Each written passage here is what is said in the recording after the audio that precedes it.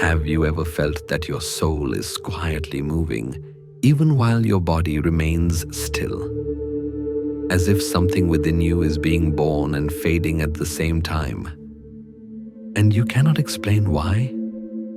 That strange ache when you realize you no longer belong to who you were yesterday, yet you are not fully the person you are becoming.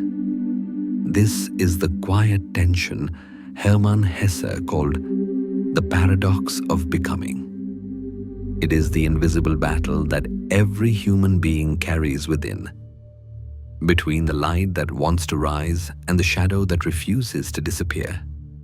We spend our lives running from our fractures. But what if those very cracks are the doorway to wholeness? Hesse once wrote, "The bird fights its way out of the egg. The egg is the world. Who would be born must destroy a world. To become yourself, you must be willing to break the shell that once kept you safe." This is not a story about perfection nor success. It is a story about awakening, about the courage to face your own chaos, to embrace your contradictions, and to find peace not by escaping the storm, but by becoming the wind itself. There is a kind of silence that does not come from the absence of sound, but from the quieting of the mind. It is the stillness that exists before a single thought has taken shape, before the world of names, fears, and ambitions begins to move. Most people never find this silence. They live surrounded by the constant noise of knowledge, ideas, and explanations. They fill every empty space with something, a plan, a goal, a word, terrified of what might emerge if they stopped. Hermann Hesse understood this fear. He wrote of it not as an enemy, but as a signpost. The modern mind, he observed, has become so loud that it has forgotten the ancient art of listening, not to others, but to itself. And in that forgetting, we lose the most sacred connection we have, the quiet dialogue between consciousness and being. He asked the question that echoes through all his work: who am I? It is not a question that seeks an answer. It is a key that opens the first door within. Hesse saw this question as the beginning of all awakening, the moment when the soul begins to turn inward, toward the place where thought has not yet begun. Imagine a night with no movement. The air is still. Somewhere far away, a small candle flickers, not to light the room, but to remind you that light exists. That is the landscape Hesse paints in this first chapter, the inner night before dawn. He invites the reader not to think, but to sense, to feel the weight of stillness, to recognize that silence is not emptiness, but depth. He once wrote, "Within us is everything, outside of us, nothing." It is a simple sentence, but it carries the essence of his philosophy. In a world obsessed with accumulation, of possessions, of titles, of opinions, Hesse offers a reversal. The world outside has no meaning until we meet it from within. What we call truth, love, beauty, or peace cannot be found in things, but only reflected through the mirror of an attentive soul. In this silence before thought, the human being is reborn as a listener. Not a listener to words or music, but to existence itself. The rustle of the wind, the rhythm of breathing, the pulse of life that continues without command. These become the language of being. It is the same language that poets, monks, and wanderers have always known. A language without noise, without explanation, where even the smallest pause can reveal eternity. Modern life trains us to speak, to prove, to react. But Hesse reminds us that before the word, there is awareness. And awareness needs quiet to grow. To sit in silence is not to escape the world, but to allow the world to return to its natural rhythm. When thought stops pressing forward, when the mind stops naming everything it sees, what remains is not nothing. It is what Hesse called the self, the presence that simply is. It is easy to mistake silence for loneliness. The modern person, isolated in a world of screens and schedules, fears the absence of sound as if it were death. But in truth, silence is where life breathes. It is the soil from which all thought, all emotion, all creation arises. Hesse saw this clearly. The artist, the seeker, the human being must pass through silence before they can understand what it means to live. He did not glorify suffering or emptiness. He only suggested that peace cannot be found by chasing it. It must be allowed to appear, like the first light that slips across a sleeping horizon. Before the mind begins, he whispers through his prose, there is something purer than mind. And if we are still enough, we can feel it, the gentle hum of being alive, without needing to explain why. In this silence, the question, who am I, begins to dissolve. The need to define, to categorize, to control, all of it softens. What takes its place is not confusion, but clarity. The realization that the self is not a fixed point, but a flowing current, always changing, always becoming. The silence before thought is not the end of thinking. It is the beginning of understanding. When Hesse speaks of listening to oneself, he does not mean introspection filled with judgment or analysis. He means the listening that happens when you stop trying, when thoughts drift like leaves across a quiet pond, and you simply watch them move, not clinging, not rejecting. In that gentle watching, something deeper begins to stir. A still voice, softer than sound, begins to speak, and though it says nothing in words, it says everything that needs to be known. Perhaps that is why he ends this meditation with the invitation. Let your thoughts drift. What remains is who you are. It is both a comfort and a challenge.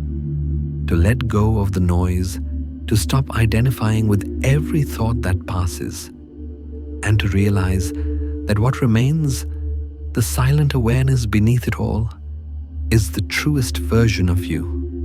So tonight, if you find yourself restless, surrounded by the hum of your own mind, remember this. Silence is not the absence of meaning. It is the space where meaning is born. You do not need to force the answer. You only need to listen. And in that stillness, before the next thought arrives, you might discover what Hesse meant all along, that within you is everything, and outside of you, nothing. When silence deepens and the noise of thought begins to fade, something gentle begins to stir beneath the stillness. A quiet awareness, fragile yet alive. It is not the end of the journey into silence, but the beginning of something far more intimate, the birth of the self. After one has dared to face the emptiness within, there comes a moment when the soul begins to open its eyes for the first time. Hermann Hesse once wrote, "The true profession of a man is to find his way to himself." It sounds simple, almost obvious. Yet this, more than any career, duty, or ambition, is the hardest path a person can walk. For to find your way to yourself is not to discover something already waiting, complete and shining. It is to watch yourself being born, slowly, painfully, through confusion, longing, and the breaking of every illusion you once held sacred. Hesse often described this process not as an act of intellect, but as an act of becoming. The self is not a structure built by thought, but a living organism, changing with each breath, each choice, each wound that teaches us something real.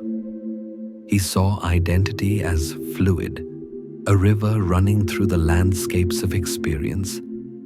Each moment adds something, and each loss takes something away. Yet the river remains the same in essence, even as its waters never stop moving. He compared the self to a newborn child within the soul.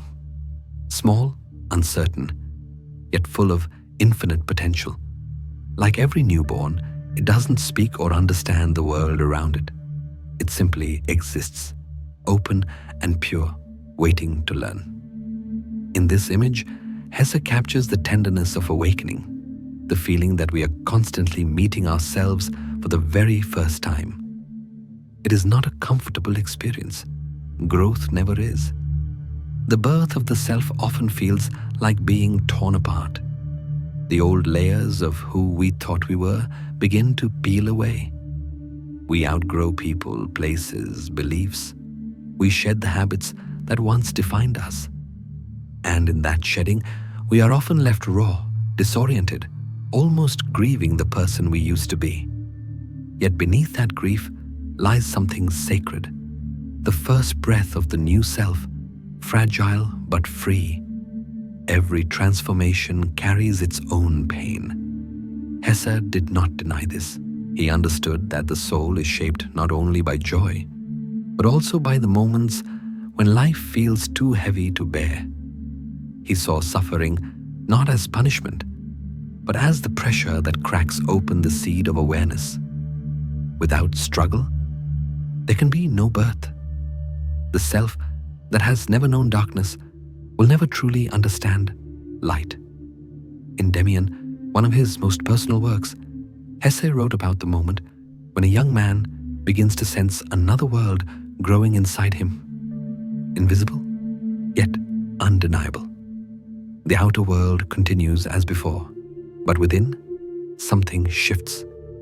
That hidden world begins to call, and life can never again return to what it was. The character's pain, confusion, and isolation are not signs of failure.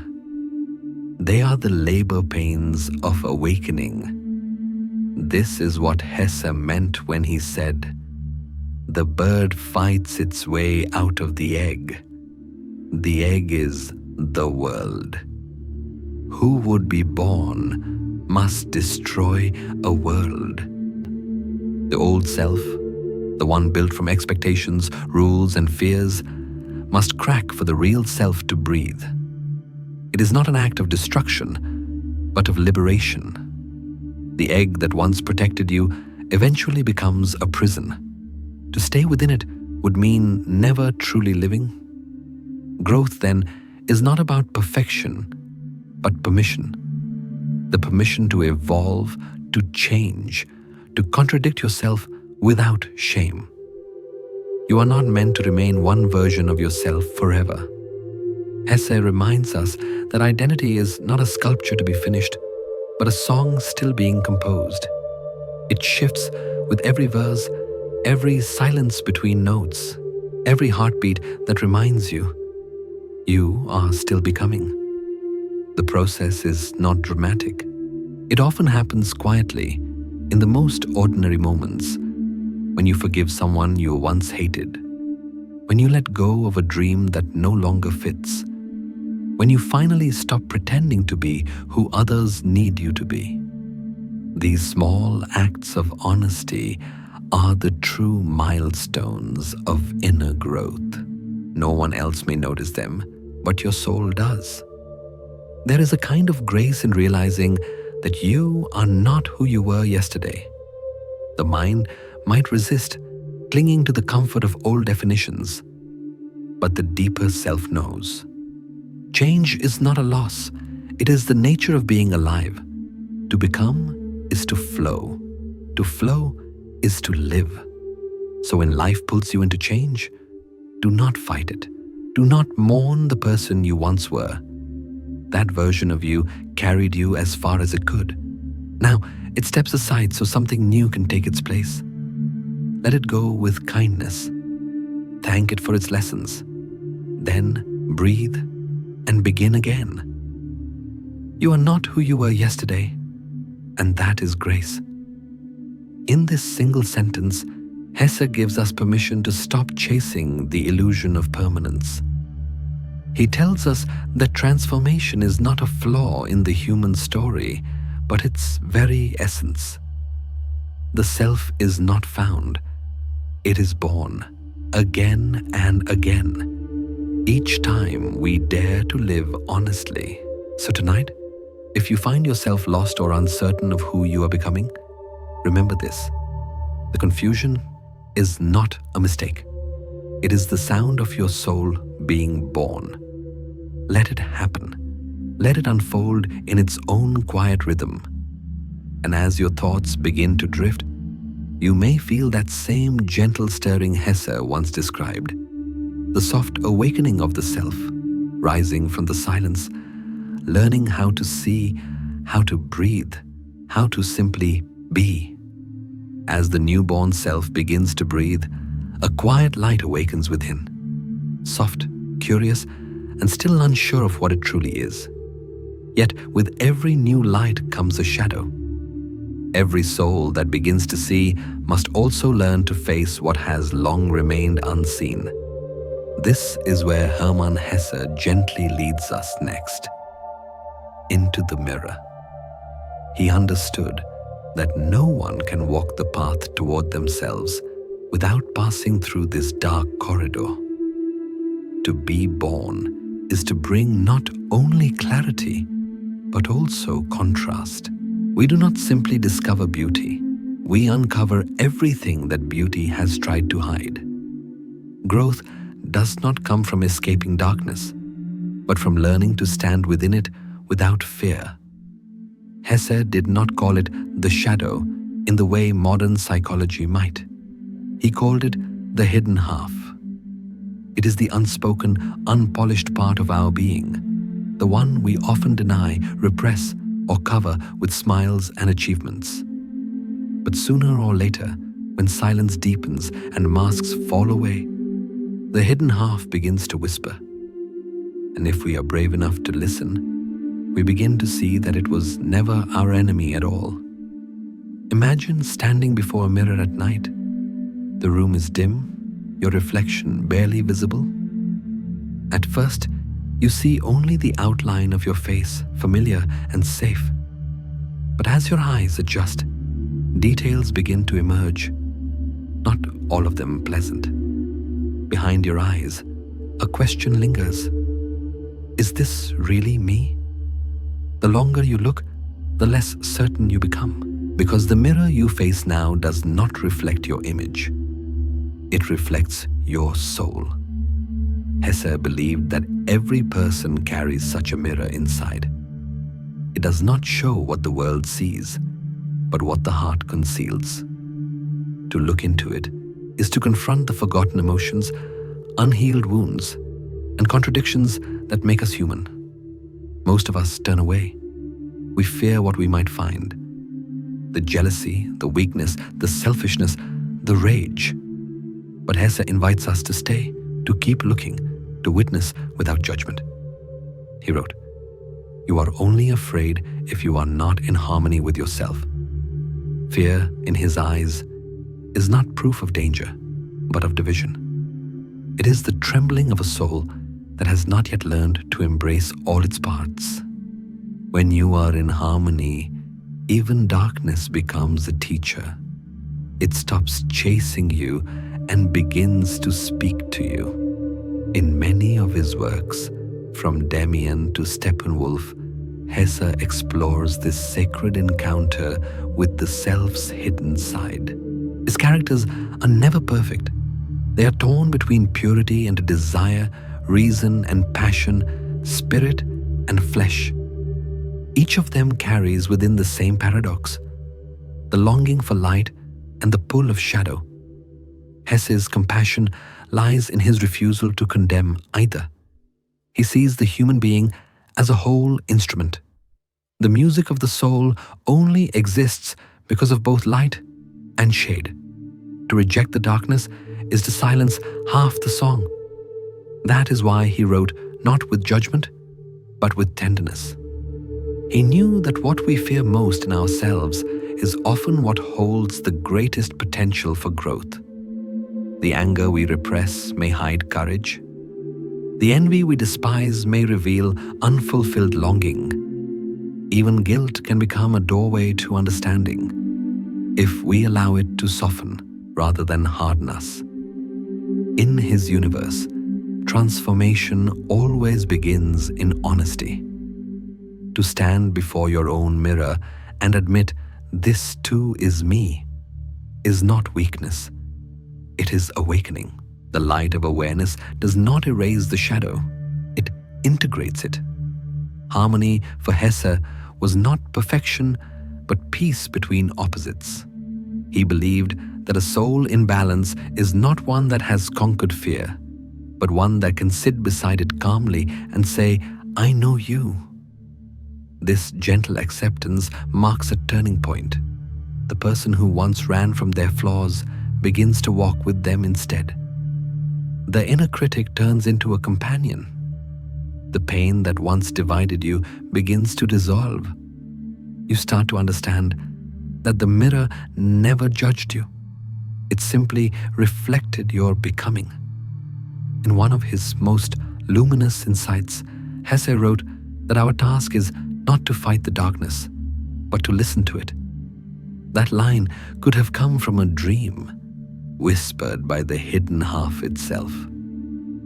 Do not be afraid of me. I am what makes your light real. There is a profound stillness in realizing that even the shadow longs for harmony.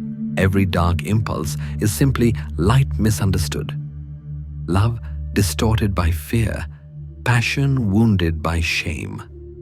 The parts of us we call dark are only waiting to be understood, to be seen without the weight of judgment.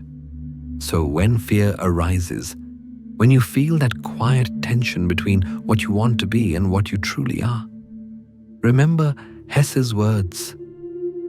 You are only afraid if you are not in harmony with yourself. Fear is not failure.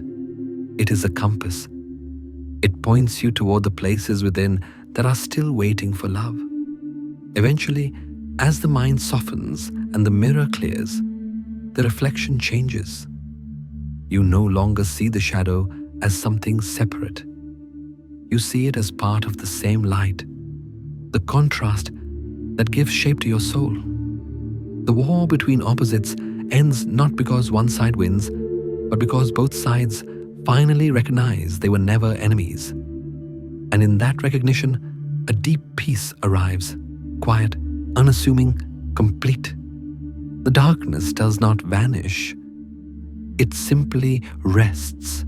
It has fulfilled its purpose by teaching you how to see. Even the darkness seeks to understand itself. Let that thought linger. Let it echo softly within you. Because perhaps what you call darkness is not an absence of light, but the beginning of a deeper kind of seeing. The kind that happens only when the eyes of the soul finally open.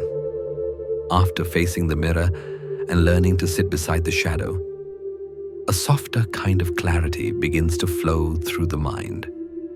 It is not peace in the way most people imagine it, not silence without movement, but a quiet recognition that within each of us, two forces are always alive.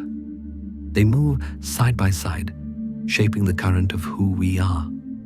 Hermann Hesse saw this clearly and expressed it in one of his simplest, most profound lines. Each man's life represents a road toward himself. To walk toward oneself is not a straight path. It is a river that divides in two. One stream follows the mind, structured, disciplined, searching for form and reason. The other follows the heart, wild, instinctive, flowing toward beauty, desire, and chaos. These are not enemies. They are the two halves of human nature, forever moving parallel, never merging, yet destined to meet in the same ocean. Hesse gave these rivers names through the lives of two characters, Narcissus and Goldmund. Narcissus, the thinker, sought truth through reflection, order, and spiritual discipline. Goldmund, the wanderer, sought truth through touch, art, love, and impermanence. One lived within the monastery of thought, the other within the freedom of the world. And yet, beneath their differences, both searched for the same thing, the way back to the self. Most people, Hesse believed, spend their lives trying to choose between these two waters.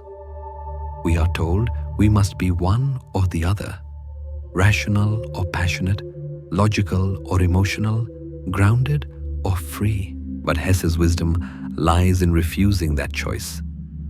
He understood that the fullness of being comes not from choosing a river, but from learning to listen to both.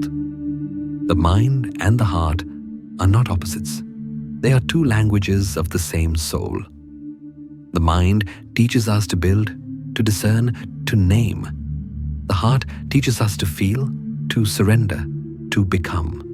When one dominates the other, life grows dry. Too much intellect and we lose wonder. Too much instinct and we lose direction. Harmony arises when both currents are allowed to speak. When we understand that reason without love is empty, and love without understanding is blind. Hesse's world is never about perfection. It is about balance. The tender art of walking between worlds without belonging fully to either. Narcissus and Goldmund, though different in every way, share an invisible bond. Each completes the other's silence. Each holds the half that the other has lost. When they meet, there is no victory, no conversion, only recognition. In that recognition lies a truth that feels almost sacred. There is no single way to live rightly. The disciplined life and the impulsive life are both attempts at the same journey, the road toward oneself. Hesse reminds us that we do not become whole by erasing our contradictions, but by learning to live with them. Imagine again the two rivers. One is clear and narrow, cutting through stone. It knows where it is going, but it flows slowly. The other is wide, unpredictable, rushing through open fields, changing shape with every bend.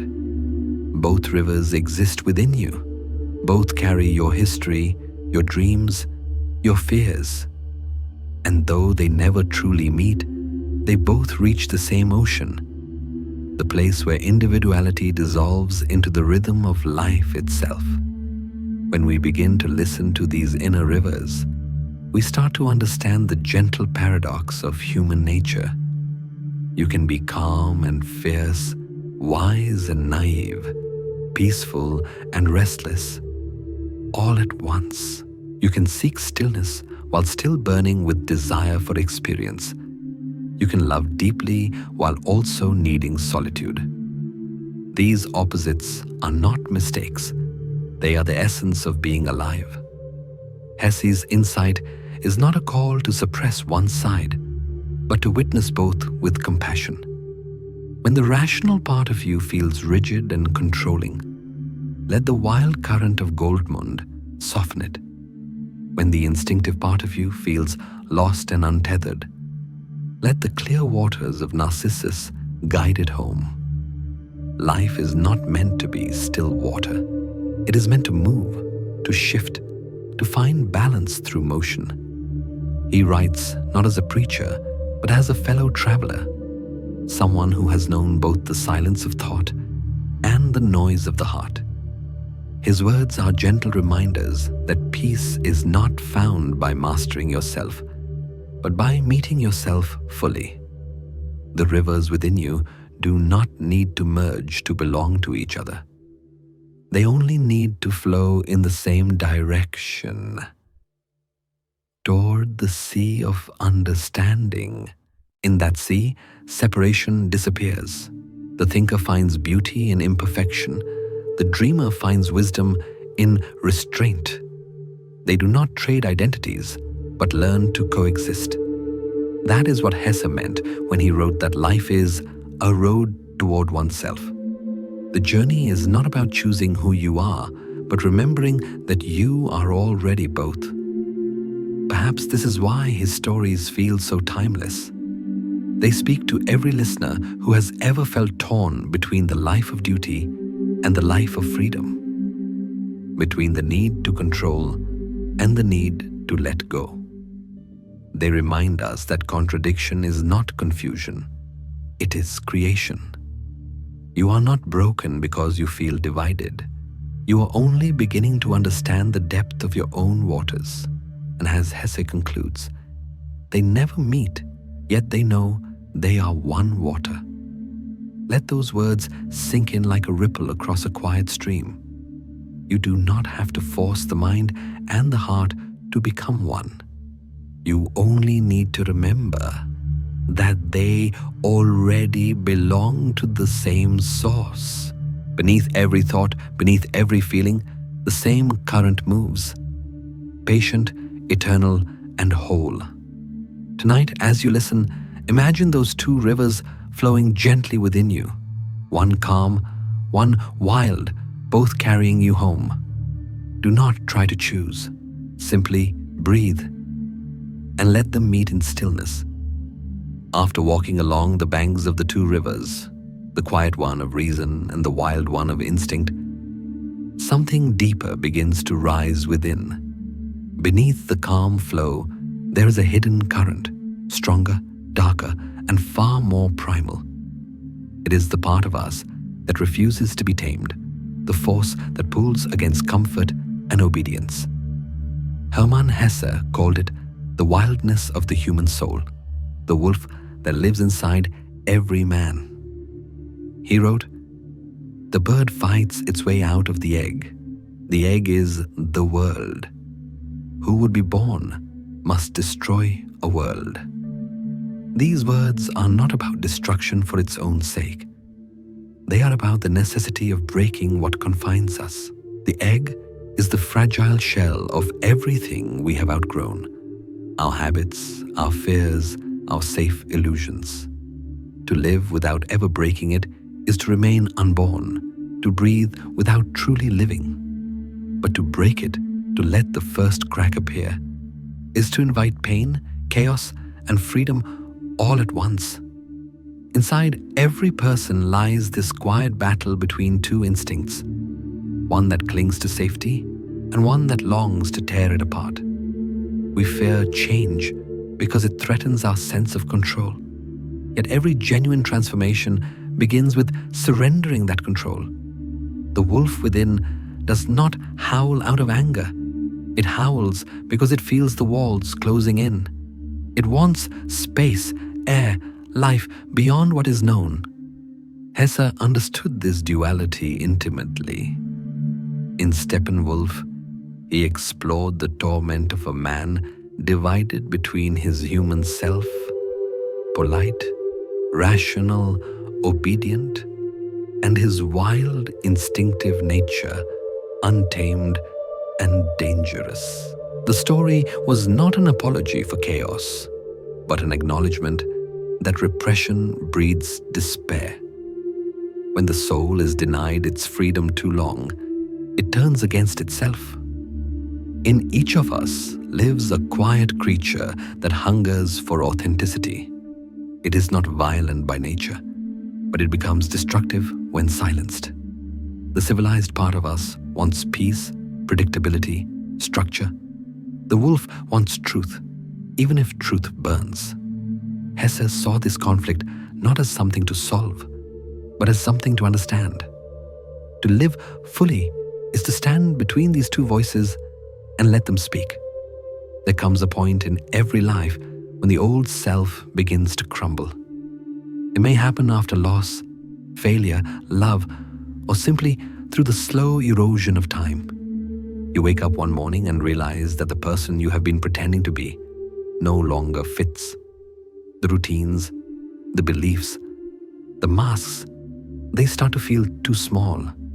It is in that moment that the wolf begins to stir. Change rarely feels noble when it happens. It feels messy, uncertain, even cruel. You start to question everything you built, everything you thought you wanted. It feels like betrayal of family, of society, of your former self. But as Hesse reminds us, who would be born must destroy a world.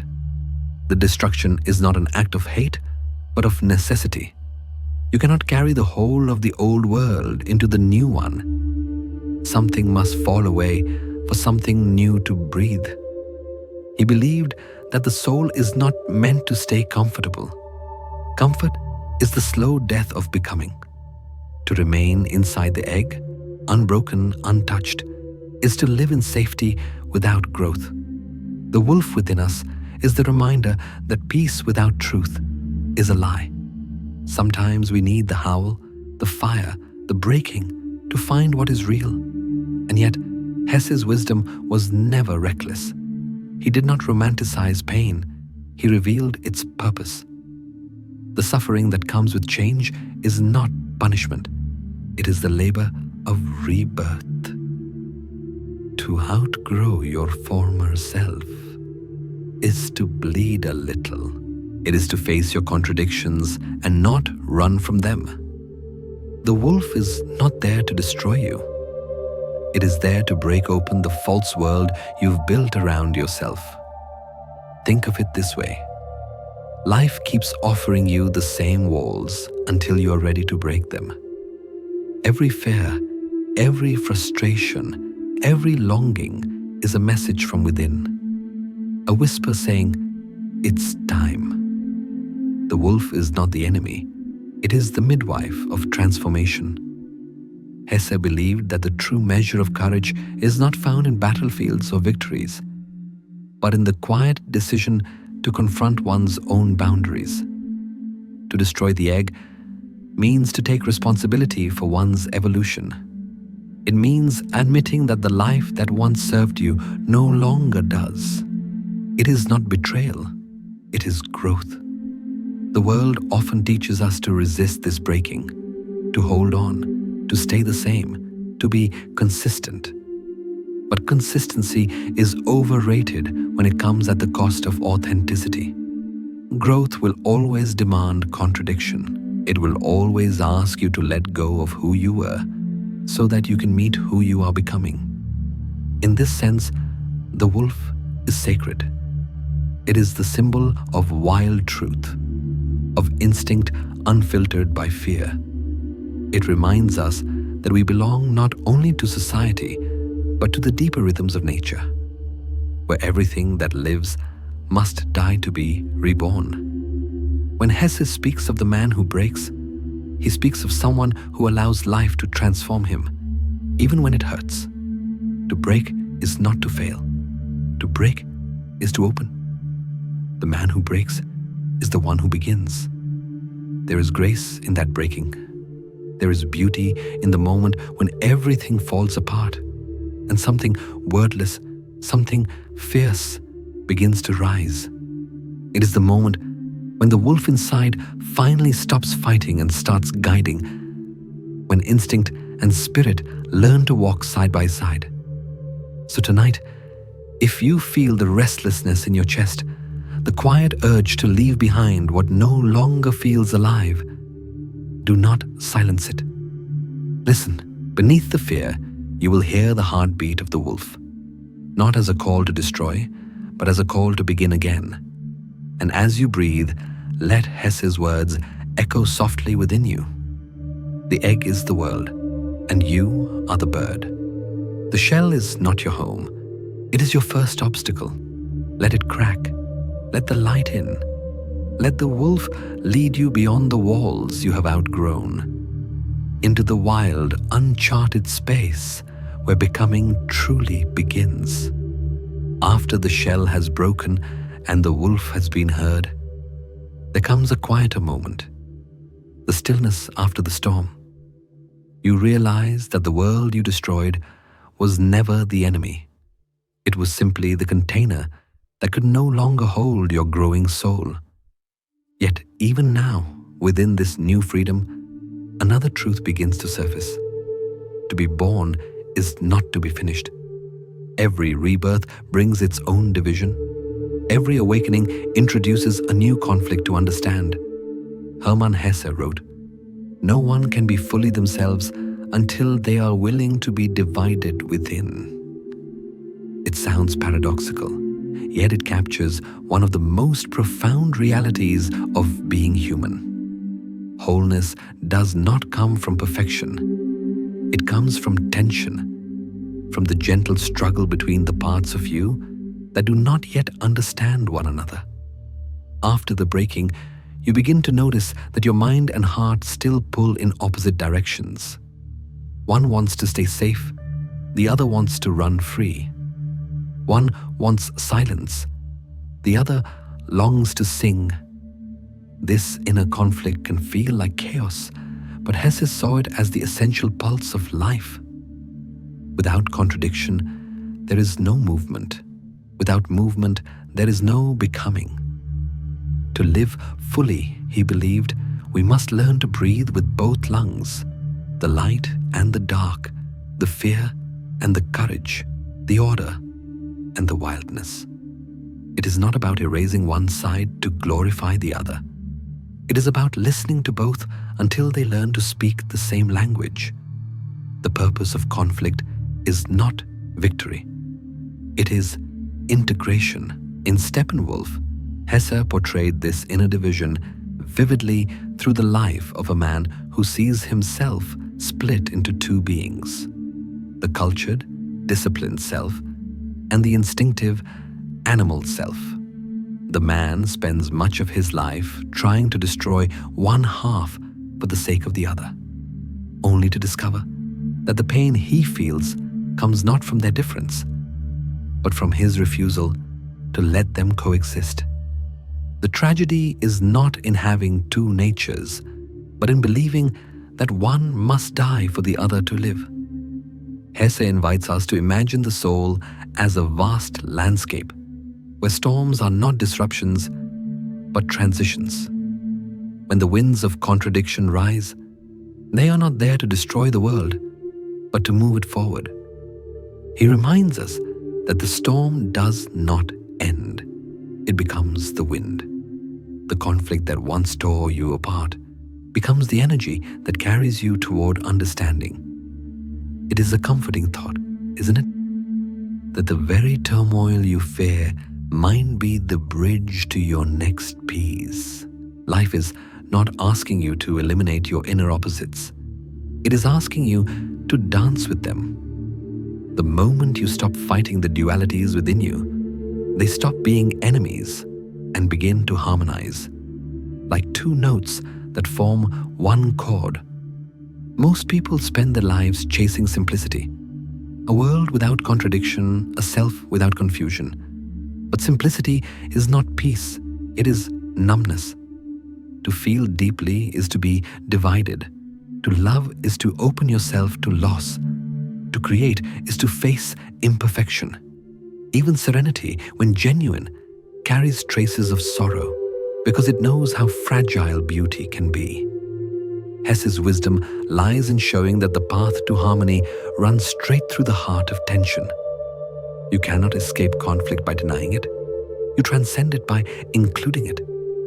The soul grows not by avoiding storms, but by allowing them to change its shape. When you finally stop demanding that life be one thing, it reveals itself as everything at once. Fierce, tender, cruel, and kind. This acceptance is not resignation, it is liberation. You begin to see that the self is not a single voice, but a choir. Some voices whisper of reason, others of instinct, others of love, fear, memory. None of them are wrong. They are simply incomplete on their own. Together, they form the music of your humanity. In the quiet moments of reflection, when you feel torn between choices, remember that both sides are speaking truth, just in different tones. The part of you that craves safety is trying to protect your past. The part of you that seeks change is trying to protect your future. Both serve the same master, life itself. When you learn to listen without judgment, you discover that there was never a war, only a conversation waiting to happen. This is what Hesse means by becoming whole through conflict. Wholeness is not an absence of division. It is the ability to hold opposites without breaking, to stand in the middle of contradiction and still breathe, to feel pain and gratitude in the same heartbeat, to let sorrow and joy occupy the same space within you, and to realize that they are not fighting, but balancing. Perhaps this is why Hesse's writing feels so timeless. He doesn't offer escape. He offers reconciliation. The gentle art of living in a world that will always be both beautiful and unbearable.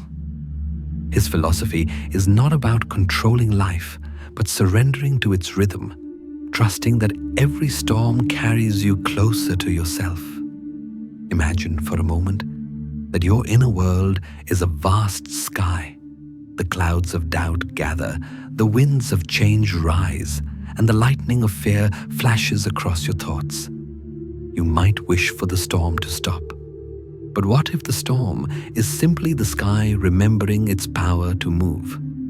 When you stop resisting, you realize that the storm and the air are not separate. That movement is not the opposite of peace. It is peace in motion. The storm does not end. It becomes the wind. Wow! Let those words settle into you like a slow breath. They are an invitation to stop seeing conflict as failure and to start seeing it as transformation. Every disagreement within yourself, every contradiction, every doubt is the sound of your soul expanding its range. So tonight, as you rest, do not try to silence the parts of you that disagree. Let them speak softly to one another in the quiet of your mind. Let them find their rhythm. And as you breathe, remember, harmony is not when the storm stops. Harmony is when you realize you were the wind all along. After the storm becomes the wind, life settles again, not into peace, but into rhythm. The inner world finds a fragile balance between opposites, and for a while, it feels like harmony. Yet soon, something subtler begins to stir. You look around and realize that outside the quiet realm of the soul lies another storm. Not of nature, but of appearances. It is the storm of society, the endless play in which every person must perform. Hermann Hesse saw this stage with painful clarity, and he began this chapter with the simple, haunting truth. They all play roles, and yet none are themselves. We are born into a world that loves performances. From the moment we learn to speak, we are handed scripts. How to behave, what to want, whom to please. Slowly, without even noticing, we begin to wear the faces others expect of us. We become the polite version, the competent version, the strong version. And somewhere beneath those masks, the real self starts to fade. Not dead, just sleeping, waiting for the noise to stop. Hesse's metaphor of the theater is not meant to accuse, but to awaken. He understood that society runs on illusion, that people act because it is safer than being real. A role offers comfort. It gives you a place, a purpose, an identity to hold on to when the world feels uncertain. But that comfort comes with a price. When you live too long as the character, you forget the actor. When you live too long for others, you forget what it feels like to be alive for yourself. Every day, people step onto invisible stages. The workplace becomes one, the dinner table another, even the mirror before bed. We perform the role of the one who has it together, the one who is happy, the one who is kind. We perform love, ambition, faith, confidence. And perhaps at first, these roles protect us. They help us navigate the chaos of life. But eventually, something inside begins to ache. We start to feel the weight of pretending. Hesse understood that exhaustion. He wrote not to condemn it, but to comfort those trapped within it.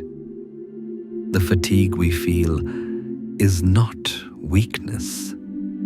It is the soul's natural rebellion against falseness. Every sigh that escapes after a long day of being fine is the truth, trying to breathe through the mask. He invites us to look at our lives the way one might look at a play after the lights go down, to ask gently, who am I when no one is watching? What remains when the curtain falls? These are not questions of despair, but of liberation.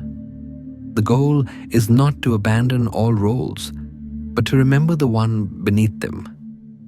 In Demian, Steppenwolf, and Siddhartha, Hesse's characters struggle with this exact realization. They are not villains or saints, but wanderers, people tired of pretending to be who they are supposed to be. They begin to crave something deeper, something that cannot be performed: authenticity. Hesse saw authenticity not as perfection, but as honesty.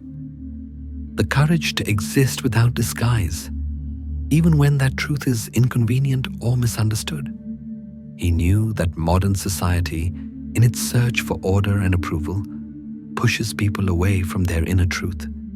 It teaches us that being real is dangerous, that vulnerability is weakness, that silence must be filled.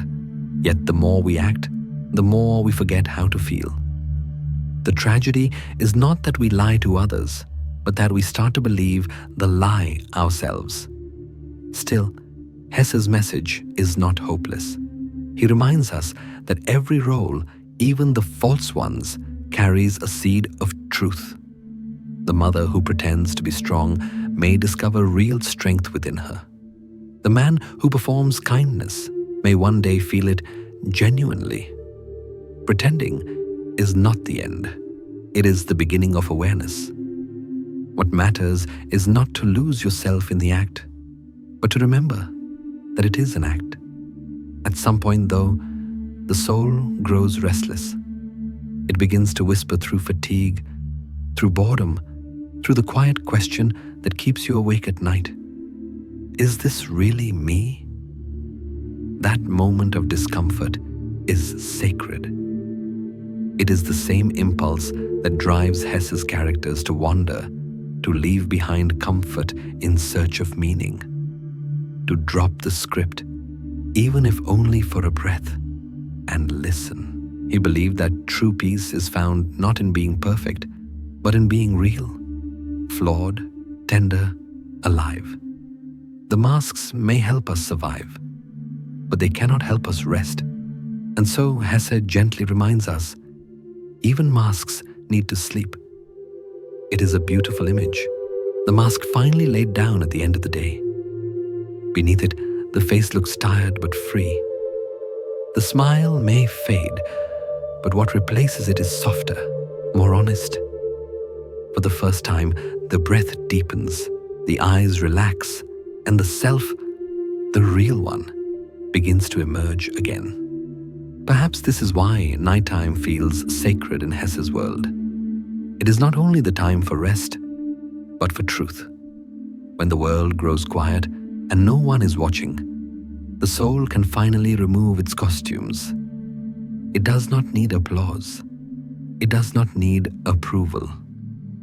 It only needs stillness. That tender silence in which we are no longer performing. Hesse did not ask us to reject the world or abandon our responsibilities. He simply asked us to remember that life is not meant to be a stage forever. Roles can serve us, but they are not meant to define us. You can play your part with grace, but when the lights dim, you must know how to return to yourself. So tonight, as you listen, imagine placing your mask gently beside you. You do not have to throw it away. Just let it rest. Feel the air touch your uncovered face, the weight of pretense lifting. Let the world fade until there is nothing left to perform, only the quiet truth of being. And as sleep begins to draw near, remember Hesse's words, a whisper of mercy for the weary soul. Even masks need to sleep. When the mask is finally set down and the curtain falls on the endless theater of roles, silence enters again. Not the deep, liberating silence of the soul, but a quieter, heavier one. You begin to notice how easy it is to drift into comfort, how tempting it is to stay in the warmth of ordinary life. After all, peace can sometimes feel like sleep. Hermann Hesse understood this subtle danger more deeply than most. He called it the gentle suffocation of the bourgeois soul, what he once described as a comfortable hell, neither alive nor dead. It is an image that lingers. Imagine warm water filling a bath. The temperature is pleasant, familiar, soothing. You sink in, you breathe, you relax. It feels safe. But after a while, you realize you cannot stay there forever. The warmth dulls the senses. It slows the heart. It takes away the sharpness of life itself. You are not in pain, but you are not alive either. That, Hesse says, is the danger of spiritual comfort. A life so safe that it quietly smothers the soul. In his stories, this comfortable hell is not filled with suffering or evil, but with routine. The quiet repetition of days that look exactly the same. People wake, they work, they talk about small things, they go to sleep. Everything functions, nothing changes. There is food, warmth, companionship. Yet beneath the surface, something essential is missing. The fire that gives life meaning. Hesse's criticism of the bourgeois life was not about wealth or social class. It was about spiritual numbness, the kind of existence where the heart forgets how to dream. When a person stops questioning, stops longing, stops risking, they begin to drift into a kind of sleep while still awake. They become, as he put it, neither alive nor dead. This state is seductive because it feels peaceful. There is no great suffering, no crisis, no deep conflict. But there is also no transformation. The soul, which thrives on movement, begins to stagnate. And like water left too long in a bowl, it grows still, warm and lifeless. Hesse believed that the human spirit was not made for endless comfort. He wrote that struggle, doubt, and longing are not signs of failure, but signs of being truly alive. When we numb ourselves against discomfort, we also numb ourselves against wonder. The same walls that keep out pain also keep out joy. In Siddhartha, he describes how the young seeker, after leaving his ascetic path, falls into the easy rhythm of ordinary life. The business, the pleasures, the comfort. For a time, it feels complete. But slowly, imperceptibly, his inner light dims. He stops listening to the river. He stops searching for truth. He becomes successful, respected, admired, and utterly lost. It is only when he feels the quiet ache of emptiness that he understands. Peace without depth is just another form of sleep, and so he must wake again. This, Hesse suggests, is the tragedy of the comfortable life. It asks nothing of you. It lets you float on the surface of your own existence, never forcing you to dive deep. You may never drown, but you will never touch the bottom either.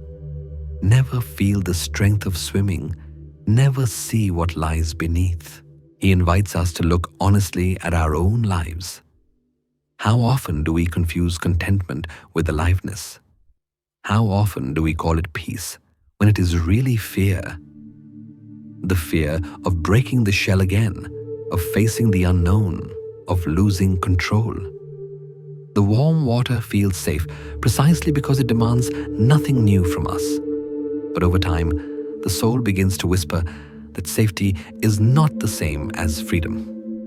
To be alive, Hesse believed, is to remain in motion, to allow your inner world to breathe, to question, to create, to love beyond what feels convenient. The death of the spirit does not come from suffering, it comes from the absence of desire. When we stop longing for something greater, even quietly, we begin to fade. And yet, his message is not to reject comfort altogether. Rest has its place. The problem is not warmth, but the refusal to leave it. The water is meant to soothe, not to imprison. There is beauty in stillness when it comes from awareness, not apathy. He reminds us that awakening does not always come in the form of thunder. Sometimes it arrives as a whisper, a small discontent, a question you can no longer ignore, a faint restlessness beneath the surface of a calm life. That is the soul's way of saying, this is not enough. When that moment comes, Hesse encourages us not to drown it in distractions. Don't fill the silence with noise or the emptiness with shallow pleasures. Sit with it. Let the restlessness speak. It is not there to torment you. It is there to wake you. For Hesse, this awakening is an act of courage. To leave the warm water is to expose yourself to the cold air of uncertainty, but also to the clarity that only freshness brings. You remember what it feels like to breathe deeply, to feel the pulse of life again. The spirit, once numbed, begins to stretch and expand. He closes this reflection with a line that feels almost like a lullaby, a soft invitation to return to the essence of being. Tonight, no roles, no masks, just breath. It is both a reminder and a promise. Beneath all our performances, beyond all our comforts, what remains is the simple rhythm of breathing. Proof that we are still here, still capable of feeling, still capable of change. So tonight, as you listen, ask yourself quietly, have you mistaken warmth for life? Have you been floating too long in water that feels safe, but keeps you from swimming? If so, you do not need to escape or burn the world behind you. You only need to move, even slightly, toward aliveness again. Because in Hesse's world, life does not ask for perfection. It only asks for honesty. To live is to risk. To breathe is to choose the unknown over the illusion of control. And when you do, when you step out of the warm water and feel the first chill of truth against your skin, you might realize what Hesse always knew, that the soul's real home is not in comfort, but in awakening. When the warmth of comfort begins to fade and the masks have all been laid aside, something subtle stirs in the quiet space that remains. It is not chaos nor fear, but a question, soft, persistent, and impossible to ignore. If all this was not real, then what is? If the life I lived was just a role, and the comfort I sought only a sleep, then what does it mean to awaken? Hermann Hesse often began his reflections from that exact threshold, the thin veil between dreaming and waking, illusion and awareness. He wrote, "Every dream ends when the dreamer opens their eyes." Yet he never stopped there. For Hesse, the act of waking up was not as simple as leaving one dream behind. It was discovering that reality itself may be another dream, a deeper, truer one. In the previous reflection, we saw how easy it is for the human spirit to sink into the warm water of habit, safe, familiar, and slowly numbing. But even that sleep is not the end. There comes a moment when something deep within whispers that it is time to rise, not just from the world's illusions, but from the illusions inside ourselves. That is where this chapter begins, at the edge of awakening, where life and a dream blur into one continuous experience. For Hesse, awakening is not a single event. It is a rhythm, a breathing between layers of consciousness. Each time we believe we have opened our eyes, another veil appears. We peel it away only to find another beneath it. It is not a failure. It is the nature of being human. To live, he believed, is to awaken again and again, endlessly, each time to a broader understanding of who we are. He questioned the idea that waking up means leaving behind imagination or illusion. To him, those things were not enemies of truth, but gateways into it. In his world, dreams are not lies. They are the language of the soul, the way our deeper self tries to speak to the surface. Sometimes, to see clearly, we must dream deeper, to wander through the inner landscapes until we recognize them as mirrors of our own mind. In Siddhartha, Hesse shows that even enlightenment can become another dream if one clings to it. The moment we think we have arrived, we begin to fall asleep again. The ego loves to call itself awakened. The spirit, however, knows that awakening has no finish line. It is not an achievement, but a movement, a gentle, endless unfolding. He asks the question that lingers softly in the silence. What if real awakening is not about escaping the dream, but about becoming conscious within it? What if enlightenment means not leaving the world, but seeing through it, realizing that every sound, every face, every breath is part of a larger, living dream? To wake up inside the dream is to see everything, even pain, even longing, as part of a single, sacred process of becoming. It is to stop dividing life into real and unreal, spiritual and ordinary. The bird, the street, the laughter of a stranger, the silence between words, all of it belongs to the same mysterious whole. There is a certain tenderness in this way of seeing. Hesse's awakening is not violent or dramatic. It does not demand that we abandon the world, but that we notice it more deeply. To awaken, in his sense, is to open the heart's eyes, to see through the appearances of life without turning away from them. Imagine walking through a dream in which you are aware that you are dreaming. The people you meet still matter. The beauty of the sky still moves you. The ache of loss still touches you. But now you see it all with compassion instead of confusion. That, Hesse suggests, is the beginning of true awakening. He believed that the greatest illusion is the belief in separation, the idea that you are here and life is out there. When the dreamer finally realizes that they are not separate from the dream, everything changes. The world no longer feels like something to conquer or escape. It becomes something to understand, to breathe with, to love. And yet, this realization does not make life easier. In fact, it can make it more delicate, more honest.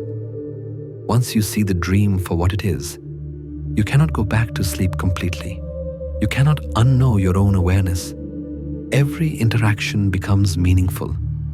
Every silence feels alive. There is no escape, only participation. Hesse's question, is awakening truly opening one's eyes or dreaming deeper, is not meant to confuse, but to soothe.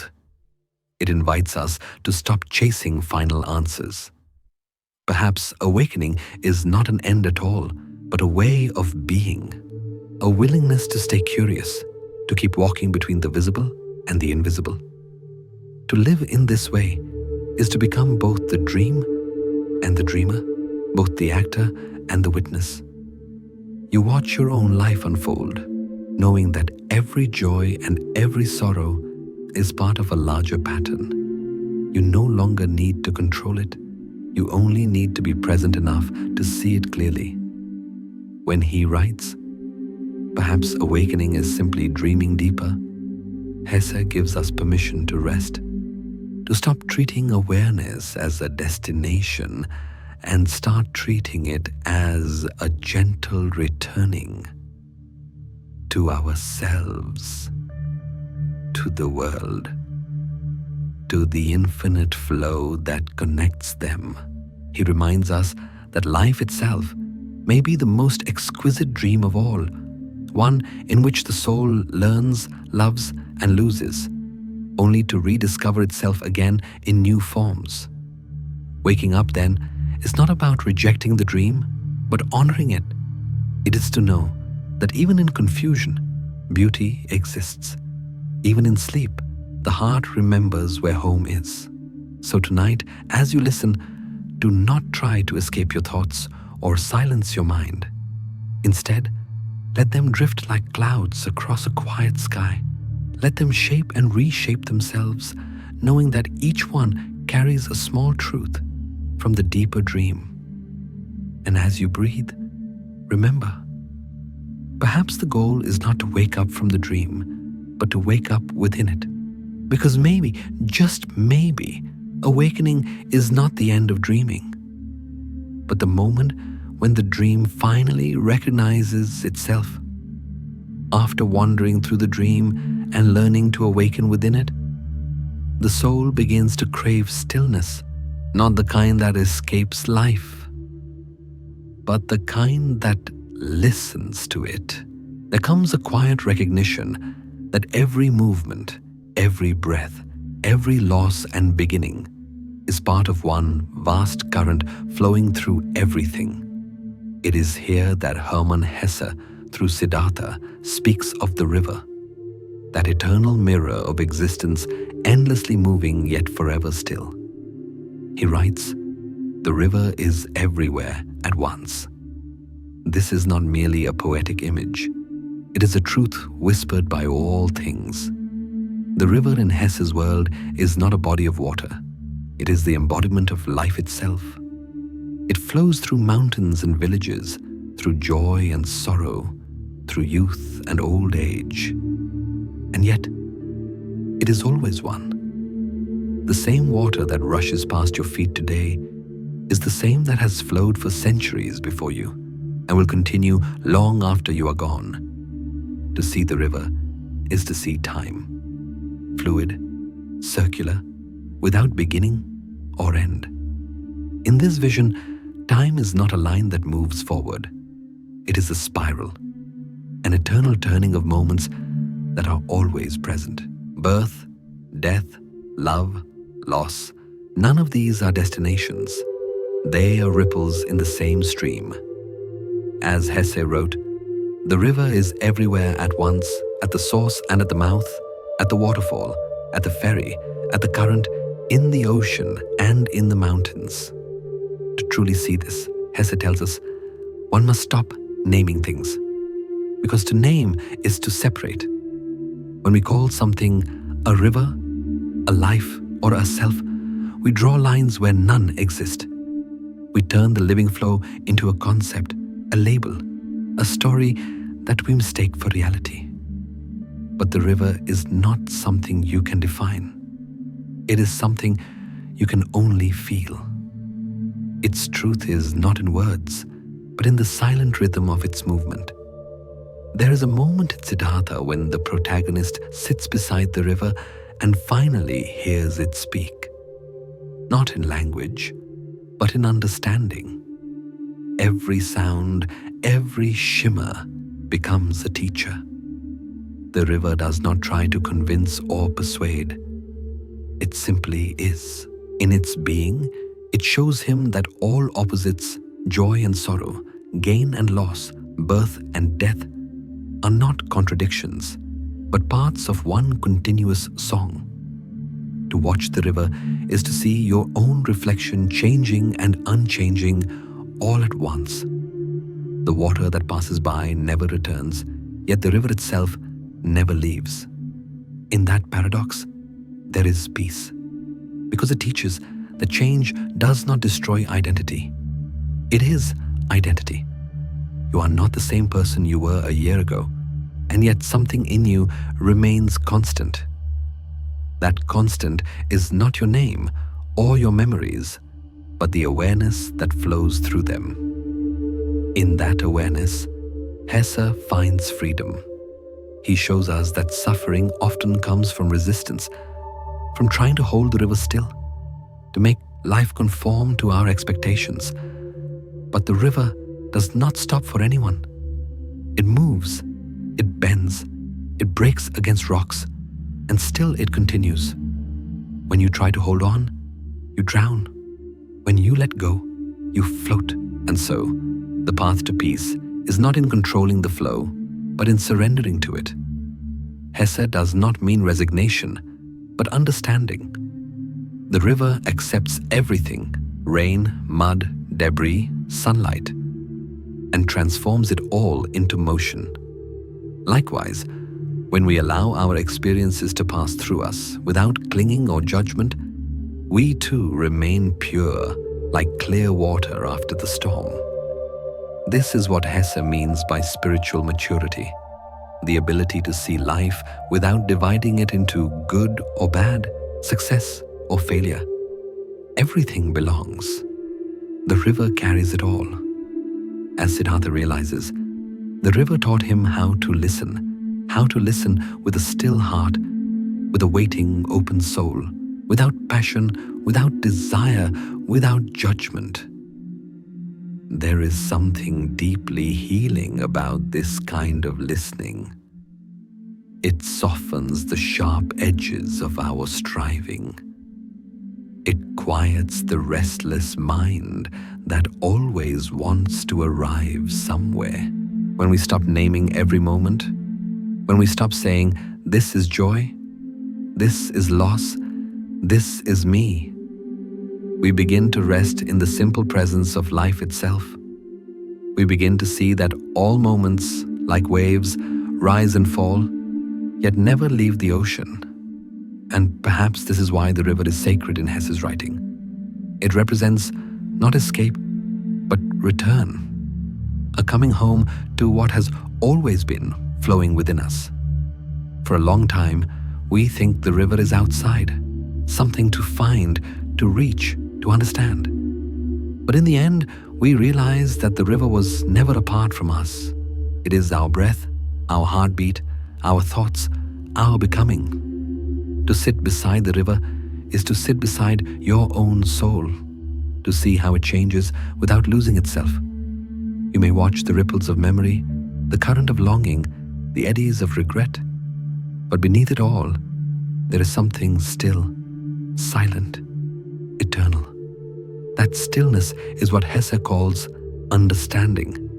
As the night deepens, imagine that river flowing gently through you. Every thought is a leaf drifting by, every emotion a reflection on its surface. You do not need to hold or name them. Just watch, just breathe. Because as Hesse reminds us, the river doesn't move, we do. It is a reminder that what changes is not life itself, but our point of view. The world does not hurry. It only appears to because we keep running.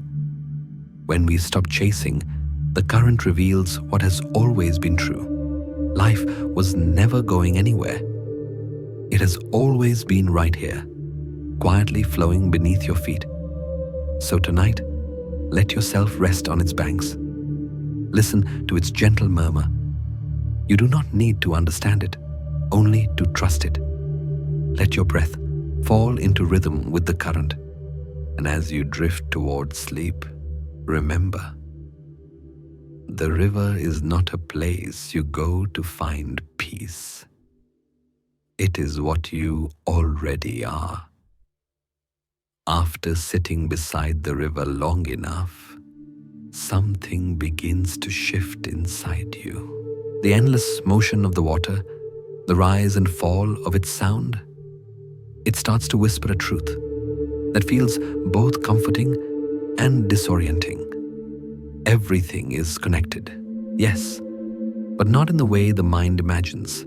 The current moves as one, yet each drop has its own rhythm, its own path, its own quiet purpose. And in this realization lies one of Hermann Hesse's most profound insights. The true harmony does not mean merging everything into sameness, but learning to rest within difference.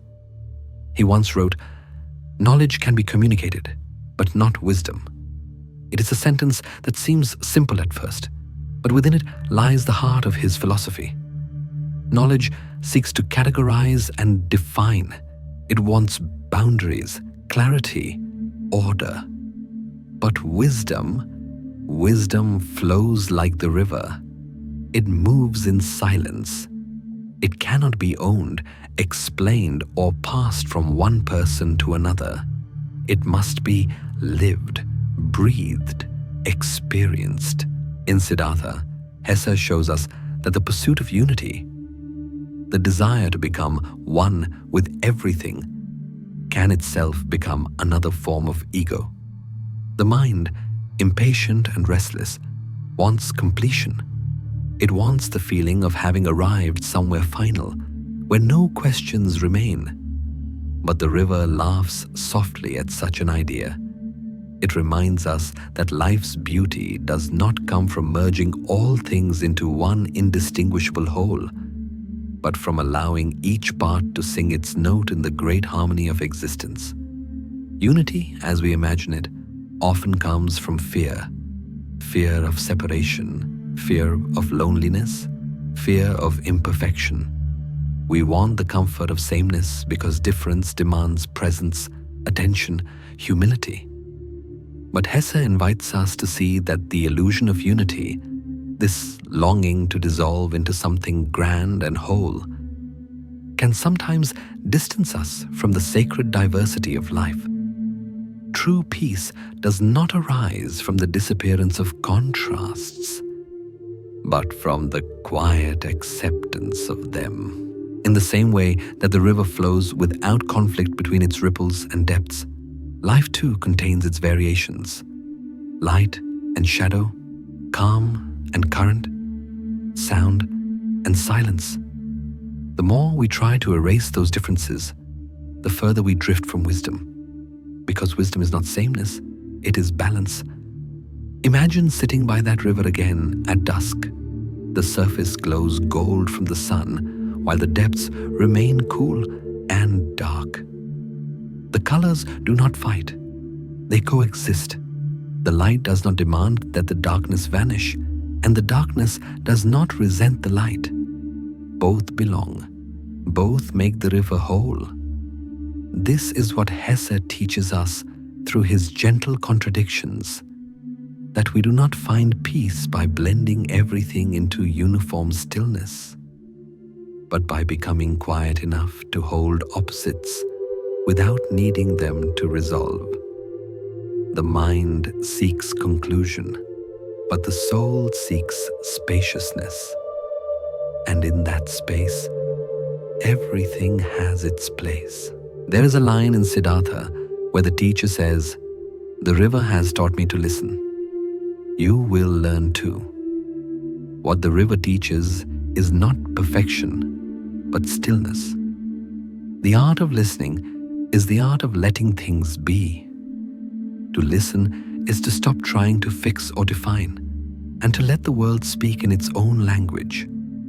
Hesse contrasts this with the limitations of knowledge, the way words and concepts can divide what is naturally whole. He writes, "Knowledge can be communicated, but not wisdom.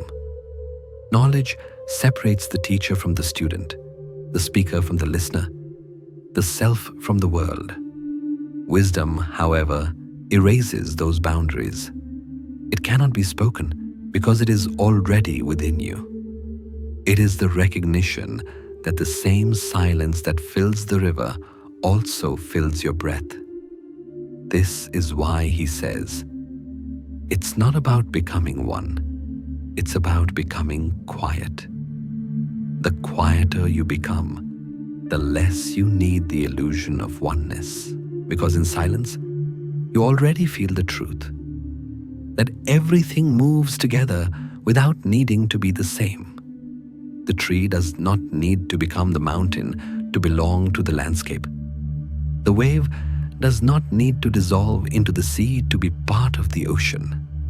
Belonging, Hesse reminds us, is not about losing form, it is about losing resistance. We live in a world obsessed with unification, of ideas, of identities, of beliefs. We want certainty, agreement, peace that feels neat and permanent.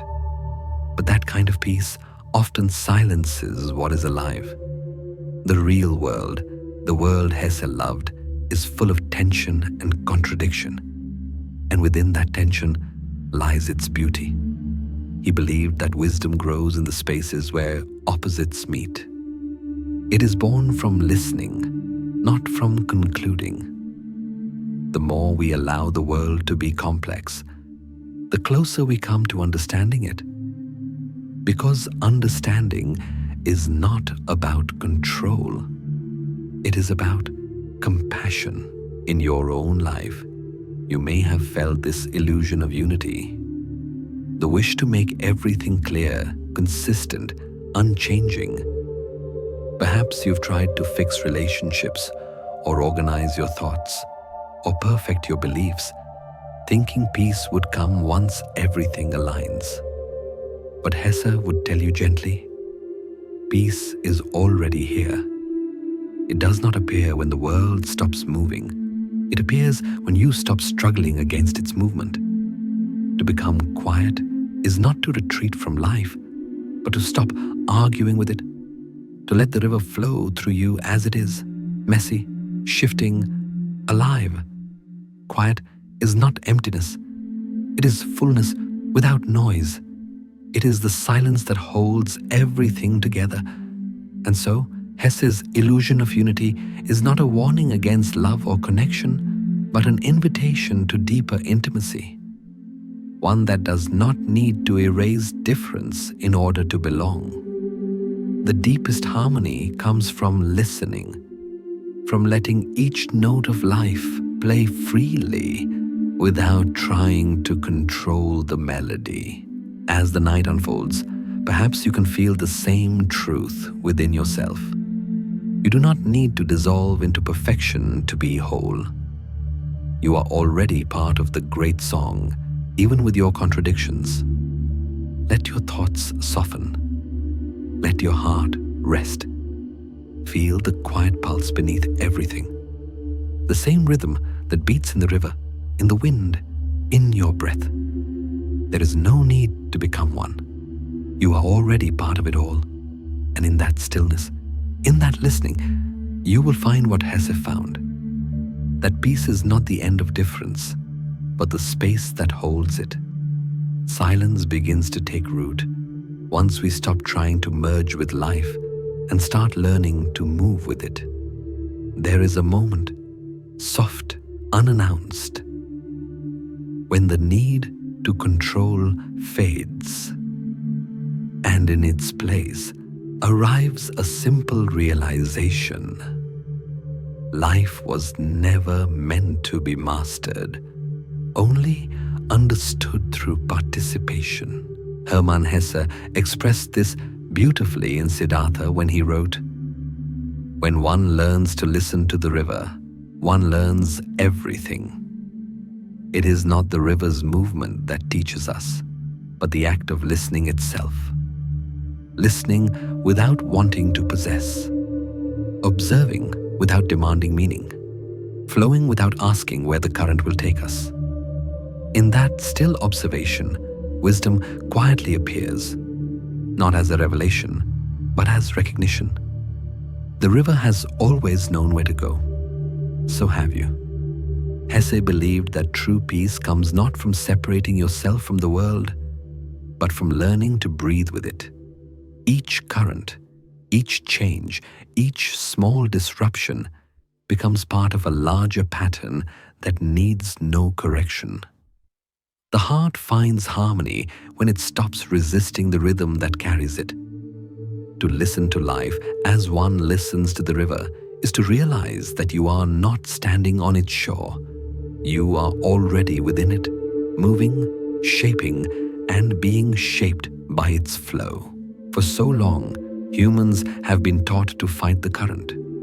We are told to set goals, to build dams around our emotions, to carve paths that force the water into direction. But as Hesse shows, the water does not need us to tell it where to go.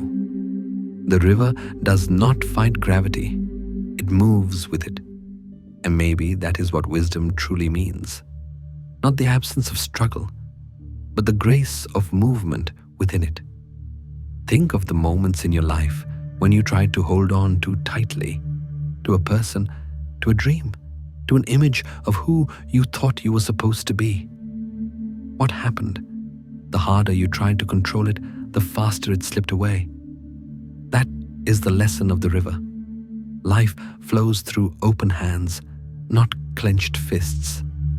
Listening, in Hesse's language, is an act of surrender.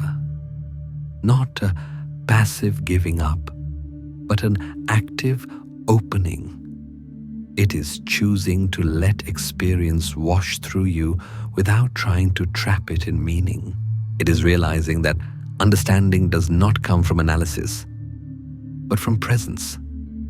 To listen to the river is to be present enough to notice that everything speaks. The sound of water over stones, the rustle of leaves, even the silence between breaths. All of it carries the same message. You belong. As the current moves, you begin to sense what Hesse meant by oneness. Not a grand cosmic merger, but a quiet intimacy with life itself. You are no longer an observer trying to define what you see. You are part of the seeing. The river outside becomes the river within. The water that flows past your feet is the same that flows in your veins. And so, the separation that once felt so heavy begins to fade. There is no longer me and the world. There is only motion, gentle, endless, complete. Hesse captures this unity in the way he describes Siddhartha's awakening. When the man stops searching for enlightenment and simply sits beside the river, listening, he finally understands that enlightenment was never lost. It had been flowing through him all along. To learn to flow, then, is to unlearn the obsession with direction. You do not need to know where the river ends. You do not need to force its pace. The destination has never mattered. What matters is the movement, the dance of water against stone, the soft surrender to gravity, the acceptance of change as the only constant. This is not resignation. It is revelation. It is understanding that life's wisdom lies not in resistance, but in rhythm. As Hesse reminds us through every page of his writing, to flow is to trust. To trust the current is to trust yourself, because the current has always been a reflection of what you carry inside. Many people believe peace comes from stability, from finding still waters where nothing moves. But Hesse's river tells a different story. The stillness we seek is not outside the movement, but within it. The water is never truly still, yet the river is always at peace. So too with the human soul. Beneath the surface of our chaos, there is a deeper calm that never changes. We do not create it. We remember it. As your awareness deepens, you begin to feel that the river doesn't flow through the world. The world flows through the river. Everything, the sky, the wind, the light, even your thoughts, drifts along the same current. You are not apart from it. You are its echo, its continuation, its dream. Or as Hesse might have said, you were never separate. You were always the whole ocean dreaming itself. Let that idea rest in you for a moment. The ocean does not reject its waves, even when they rise and crash. It welcomes them as part of its eternal breathing. So too can you welcome each feeling, each thought, each fleeting experience as part of the vast, dreaming ocean that is your being. Imagine sitting by that river again. The water moves gently under the moonlight, silver and endless. You no longer try to name it, to understand it, to own it. You just breathe with it, slow, easy, rhythmic. And in that stillness, you realize that life does not need you to be perfect. It only asks that you flow. Each breath becomes a ripple. Each thought becomes a wave returning home. You are not the current pushing forward, nor the bank trying to hold it back. You are the river itself, flowing, resting, becoming. Hesse's message, carried softly in his prose, is that listening is the highest form of wisdom.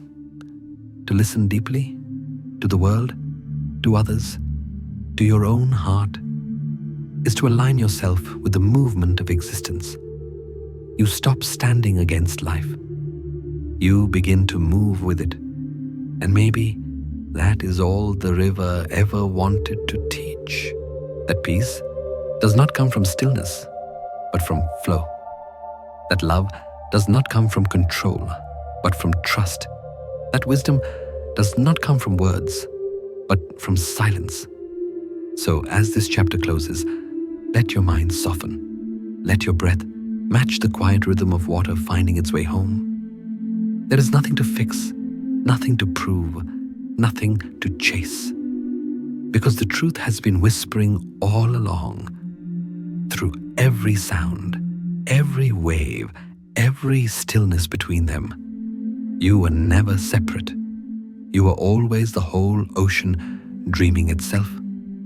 There comes a moment in every journey when silence gives birth to expression. Once the river of life has taught us to listen and to flow, a quiet longing begins to rise, not to escape the world, but to translate it. The soul, having learned to surrender, now seeks to create. Hermann Hesse believed that this impulse, to make, to shape, to give form to the invisible, is not vanity, but salvation. He once wrote, "After every war, there must be art." It is a simple truth, yet it carries the weight of centuries. When faith falters, when the gods grow silent, when the noise of the world becomes unbearable, it is art that restores meaning. Art for Hesse was not decoration, it was a spiritual necessity, the bridge between despair and understanding.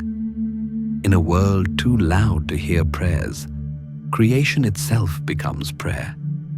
Hesse saw the artist as a priest of the inner life, not bound by dogma, but devoted to translating the human condition into beauty.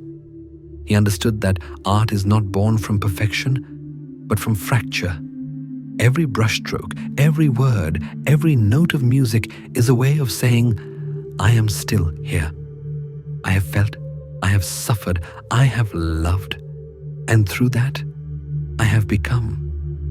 To create is to breathe when words fail. To write, to paint, to compose, these are not acts of control, but of communion. The artist does not command meaning. They uncover it, the canvas, the page, the melody. They become mirrors through which the soul recognizes itself. And in that recognition lies healing. In Demian, Hesse describes the process of creation as a sacred rebellion. The artist, he writes, paints with pieces of his soul. Each creation is a fragment of being, torn gently from within and offered to the world. It is both sacrifice and celebration. The pain of expression is also the joy of liberation, because to release what was trapped inside is to make space for new light. For Hesse, art begins where certainty ends. It emerges from silence, the same silence that the river taught us to trust. But here, silence does not remain still. It begins to sing. Art is the soul's way of turning stillness into sound. It is how the invisible becomes visible, how the personal becomes universal. Through art, suffering becomes melody, confusion becomes form, and solitude becomes connection. Consider what happens after great turmoil. Not only wars between nations, but wars within ourselves. The mind battles fear, doubt, loss. The heart fractures. And yet, from that breaking, something astonishing can arise. The painter reaches for color, the poet for words, the musician for sound. Not because they have conquered pain, but because they have learned to speak it softly. Hesse believed that creation is how the human spirit repairs what life has broken. In Narcissus and Goldmund, he shows two archetypes, the monk and the artist, the contemplative and the creator. One seeks truth in stillness, the other seeks it in expression, but both, in their own ways, reach for the divine. The artist's devotion, Hesse suggests, is no less sacred than prayer. For what is a painting but an altar of light? What is a story but a confession of the soul? To make art is to trust that something within you is worth translating, even if no one understands it. The act itself is enough, Hesse writes. The true artist does not seek approval. He seeks to give shape to his truth. That truth may be quiet, small, fragile, but it is alive. And in a world so often drowned in imitation, the courage to create something true is the rarest kind of faith. There is also tenderness in Hesse's vision of the artist. He never portrays creation as arrogance, but as vulnerability. To create is to expose yourself, to let others see the raw, unpolished parts of your soul. It is an act of trust that beauty can emerge even from imperfection. And perhaps that is why art feels sacred, because it reminds us that nothing needs to be flawless to be divine. This is what Hesse meant by saying that art is a form of resistance. Not political resistance, though it can be, but existential resistance against despair, against numbness, against the slow fading of meaning. In times when humanity forgets itself, art becomes its memory. It says, we are still capable of feeling. We are still capable of wonder. Think of the moment you stand before a painting that silences you, or hear a piece of music that seems to stop time. That stillness, that soft recognition that something eternal is speaking through form, is what Hesse devoted his life to describing. It is not knowledge, it is not explanation, it is communion. He reminds us that creation is not limited to artists. Every act done with awareness, every gesture of kindness, every word spoken in honesty, every moment of presence can be art. To live creatively is to see life as a canvas and your choices as brushstrokes. You may not always paint beauty, but you can always paint truth. In this way, Hesse transforms art into a spiritual practice. It is not about achievement, but awakening. Each act of creation is a step towards self-understanding.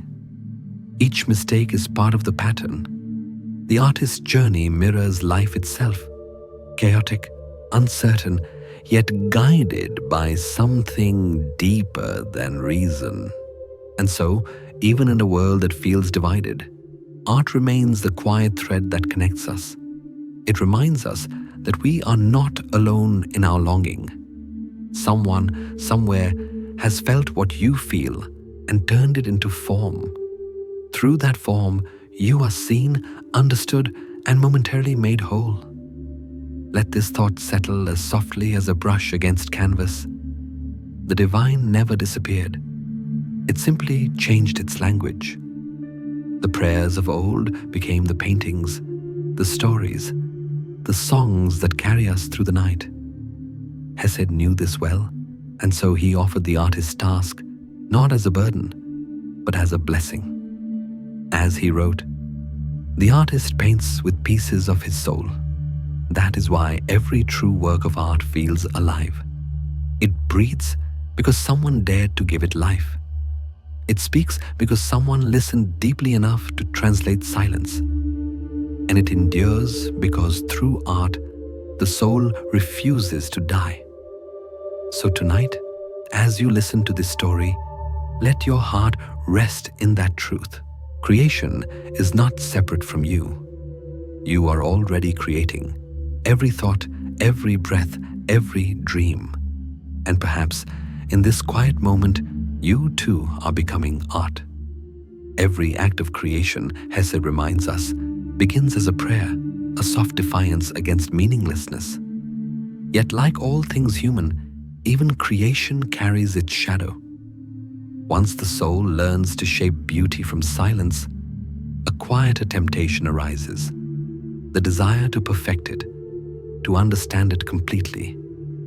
Out of this longing for mastery, for purity of intellect, Hesse imagined Castalia, the radiant but sterile world at the center of the glass bead game.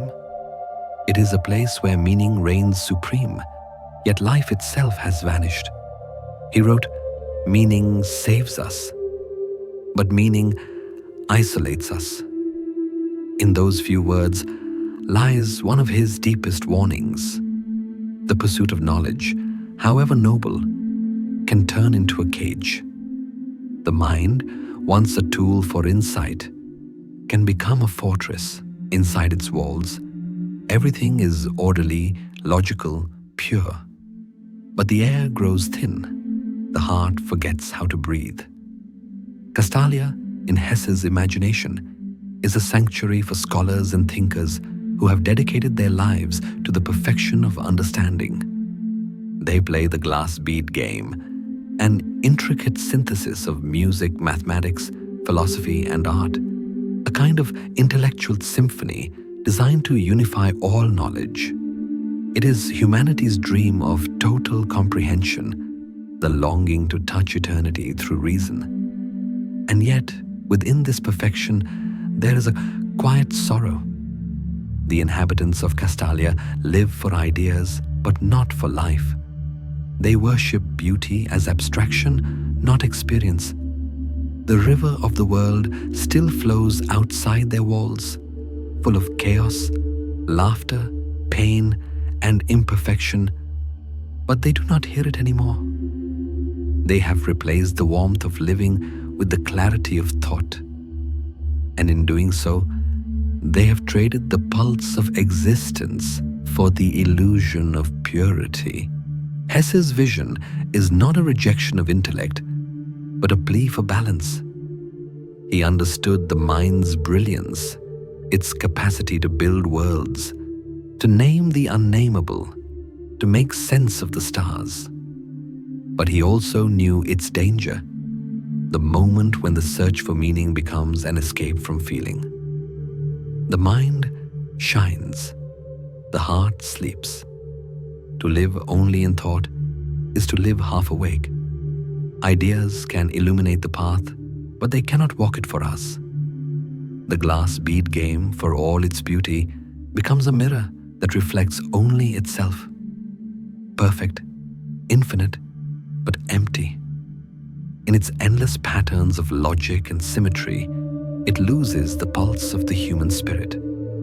Think of the moments in your own life when understanding became a substitute for presence. You explained your emotions instead of feeling them. You analyzed love instead of surrendering to it. You thought your way through grief instead of allowing it to move through you. In those moments, the mind shone brightly, but the heart slept. That is the tragedy of Castalia. It is the tragedy of every person who has mistaken intellect for wisdom. Knowledge connects ideas. Wisdom connects hearts.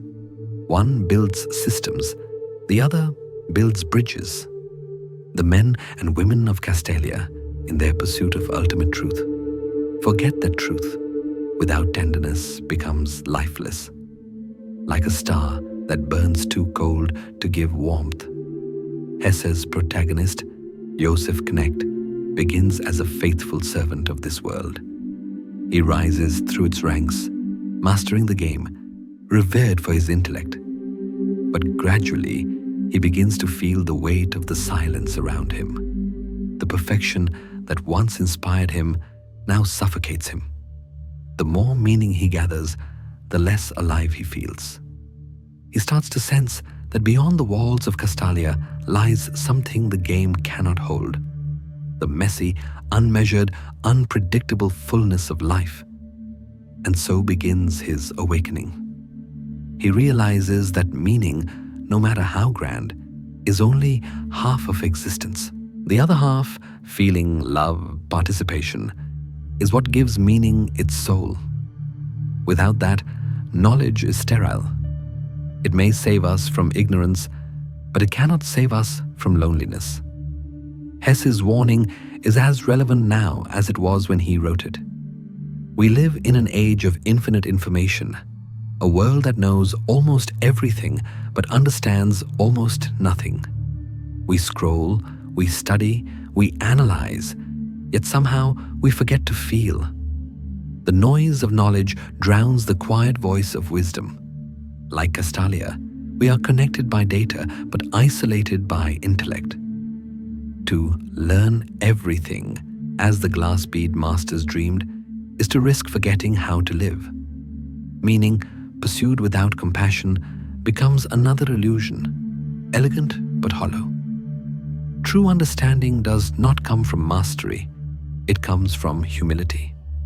It is found not in the game's perfection, but in the willingness to step outside of it, to touch life again, to be moved by it, to be imperfectly human. Hesse does not condemn Castalia outright.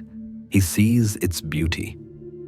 The glass bead game is humanity's noblest dream, the longing to weave all things together. But he reminds us that unity of knowledge means nothing without unity of heart. The intellect can trace the constellations, but only love can feel their light. Joseph Knecht's final act, leaving Castalia to rejoin the living world, is Hesse's symbol of redemption. It is not a rejection of thought, but a homecoming to wholeness. To leave the game is to remember that the world's messiness is not a flaw to be corrected, but a song to be heard. Meaning and mystery must coexist. One gives depth to the other. This is the paradox Hesse leaves us with.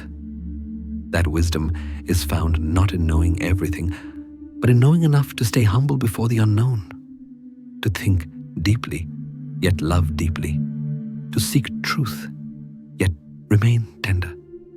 As his words whisper through the stillness, meaning saves us, but meaning isolates us. The mind, for all its brilliance, can only take us so far. Beyond thought lies something softer, older, infinite, the quiet intelligence of the heart. And perhaps that is the true glass bead game. Not the one played with symbols and theories, but the one played between souls. The invisible conversation between love and understanding, between silence and creation, between knowing and being. So as this night deepens, let the mind rest from its questions. Let the heart wake. Let it listen to the river once more. You are not here to solve the game. You are here to play it with grace. Because in the end, the secret that Hesse left behind is as simple as it is profound. The mind shines, but only the heart knows why. Beyond the walls of intellect, once the brilliance of meaning has dimmed and the heart has begun to stir again, something even softer emerges. A quiet awareness. The search for perfection fades, and in its place comes stillness. This is where Hermann Hesse's final vision of art resides. Not in creation as performance, but in creation as presence. He reminds us gently, even doing nothing is an art, if done with awareness. The artist of Castalia once believed that truth could only be found in mastery, in the careful construction of ideas, in the glass bead game of endless meaning. But the deeper truth, Hesse tells us, lies not in mastery, but in surrender. The truest form of art begins where effort ends. It begins in awareness itself, in simply being awake to existence. To Hesse, the quiet artist is not someone who paints, writes, or composes. It is anyone who lives with open eyes and a listening heart. You do not need a canvas or an audience to create. Every breath, every glance, every moment of honest attention is a brushstroke on the vast canvas of life. Art, in this sense, is not a product. It is a way of being. In his later years, Hesse came to see stillness as the highest expression of creativity.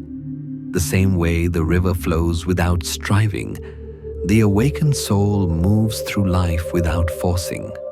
It does not chase beauty, it notices it. It does not create in order to prove. It creates in order to understand. In silence, creation becomes effortless because life itself becomes the artist. Think about how rare true stillness has become. Our world teaches us that movement equals meaning, that productivity defines worth. But Hesse offers a radical gentleness. To rest consciously is to create harmony. Doing nothing, he says, is not emptiness. It is space. It is the quiet in which truth can finally speak. Just as music needs silence to be heard, the soul needs stillness to remember itself. He reminds us that even in the act of non-doing, the universe continues to create through us. The wind shapes the clouds, the river carves the earth, and the breath shapes the rhythm of the body. Awareness is the bridge between these quiet movements and our own being. The artist within does not command these patterns. It listens to them, learns from them, and slowly becomes one with them. In Siddhartha, there is a moment when the protagonist, after years of seeking, stops searching entirely. He sits beside the river, no longer asking questions, no longer seeking answers. He simply listens. And in that silence, he finds the understanding that eluded him all his life. It was never about doing more, but about being more present. To let silence create you, as Hesse writes, is not a poetic metaphor. It is a way of returning home. The mind is always building, constructing meanings, planning futures, replaying the past. But the soul speaks only in the now. When we become quiet enough to hear it, we realize that creation is already happening, constantly through us and around us. Every moment becomes a work of art, fleeting, fragile, and beautiful in its impermanence. There is a humility in this kind of creation. It asks nothing of the world. It seeks no recognition. It does not measure itself against others. The quiet artist does not say, "Look at what I've made." They say, "Look at what has passed through me." The self becomes a vessel for something greater. Call it life, call it spirit, call it presence. In that surrender, something miraculous occurs. The line between the creator and the creation disappears. Hesse's invitation is not to withdraw from the world, but to see it differently. He is not asking us to stop acting, but to act with awareness, to bring consciousness to even the smallest gestures. Washing dishes, writing a letter, breathing in the cool night air, all of it can be art if done with mindfulness. Because the essence of art, he reminds us, is attention. What we attend to, we give life to. In Demian, he writes, "The bird fights its way out of the egg. The egg is the world." Earlier in the journey, that struggle was necessary. The fight to break free from illusion, from conformity, from sleep. But now, the bird rests. It no longer fights the world. It learns to glide through it. That is what awareness feels like. Flight without force. The quiet artist within us knows this instinctively. They do not rush. They do not strive. They move through life like the river through its bed, following the natural curve of being. To live this way is not to stop creating, but to allow creation to flow effortlessly through awareness. You might think of this as the final evolution of the artist, from doing to being. The musician who hears silence as part of the song. The painter who knows when to stop adding color.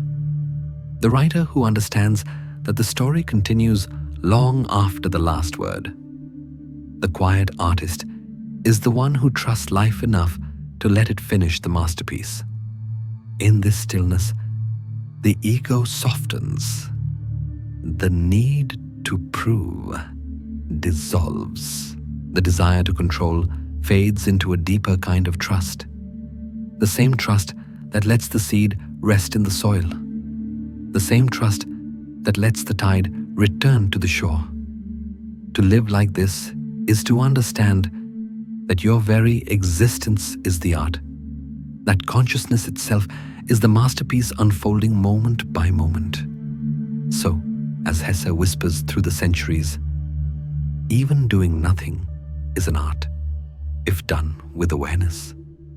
Let that thought settle in you like the last note of a lullaby. You do not need to fill the silence. You only need to listen to it. You do not need to create more. You only need to see what is already being created through you. Tonight, let the world paint you instead. Let stillness be the artist. Let awareness be the brush. Let breath be the color. And as you drift towards sleep, remember, you are not separate from the beauty you seek. As he said so tenderly, tonight, create nothing. Let silence create you. In that soft surrender, in that luminous quiet, the artist within finally rests. And yet, somehow, everything continues to bloom. The silence that follows creation is unlike any other. It is not emptiness, but fullness, a quiet hum beneath all things. Once the artist within has learned to rest, to let awareness create instead of the hand, something begins to reveal itself. The rhythm that holds everything together. It is the rhythm of time, not the one measured by clocks or calendars, but the one that breathes through all life. Hermann Hesse understood that there are two kinds of time.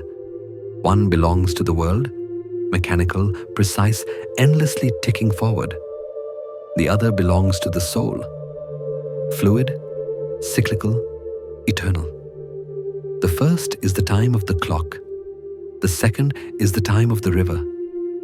The clock divides life into pieces, into schedules and deadlines, into beginnings and endings.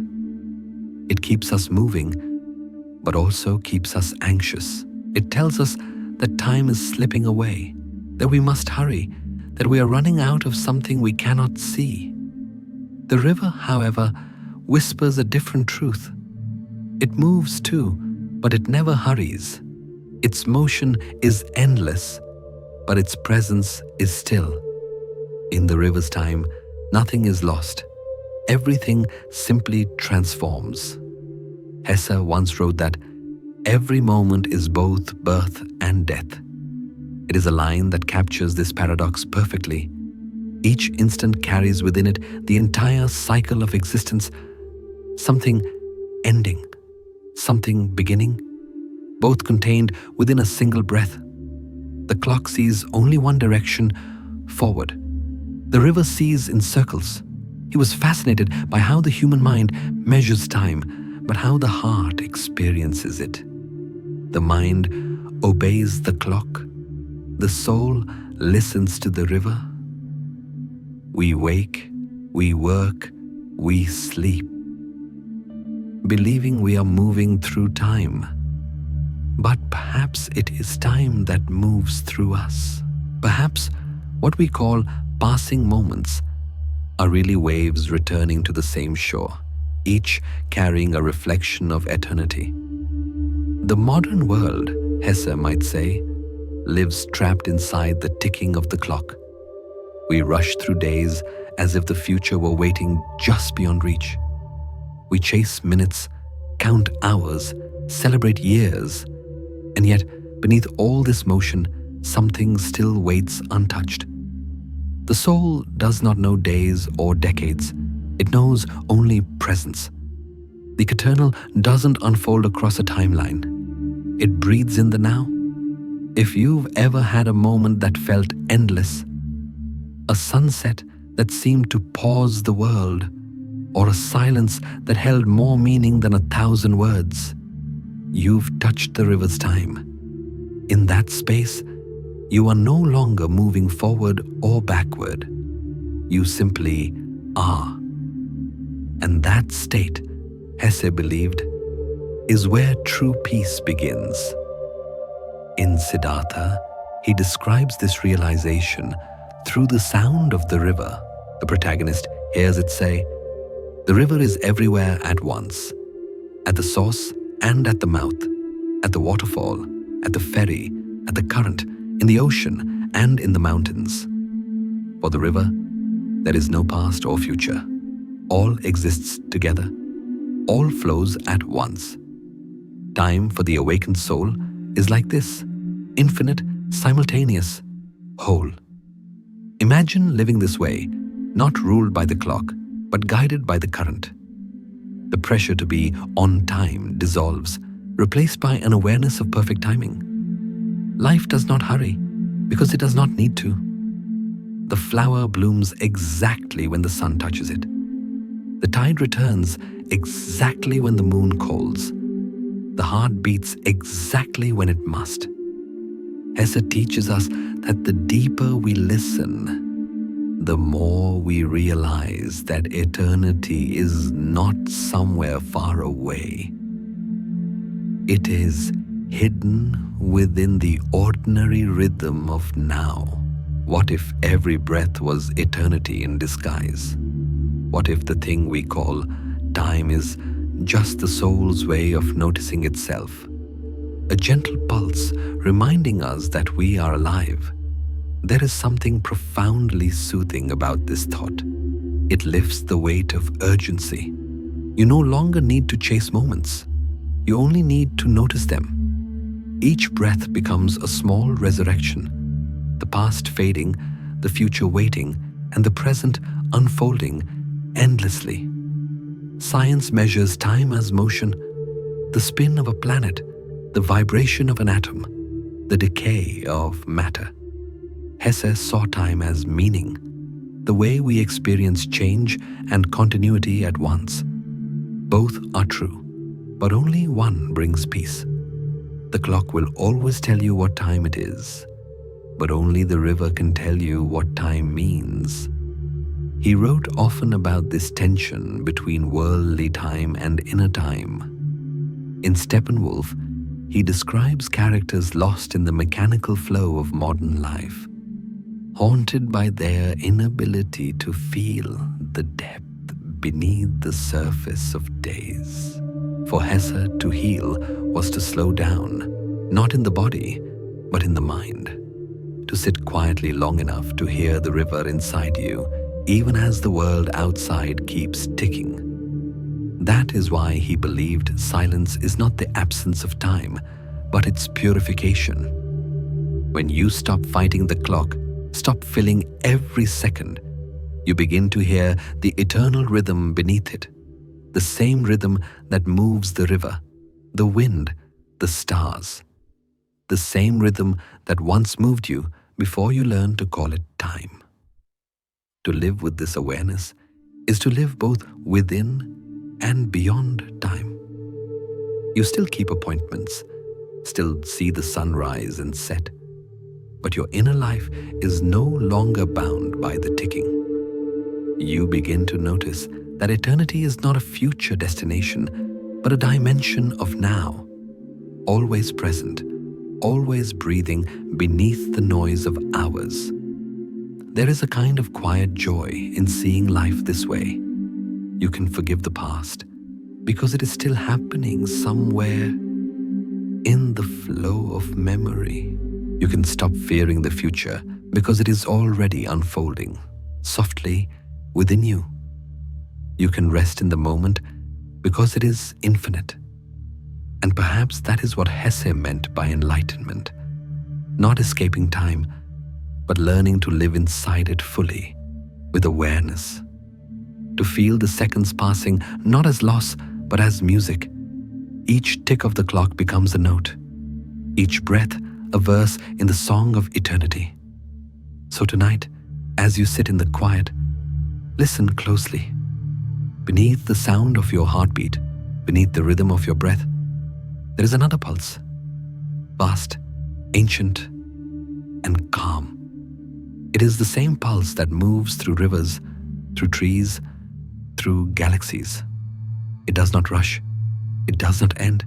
You are not separate from it. You never were. You are the clock and the river, the fleeting and the infinite, the moment and the forever.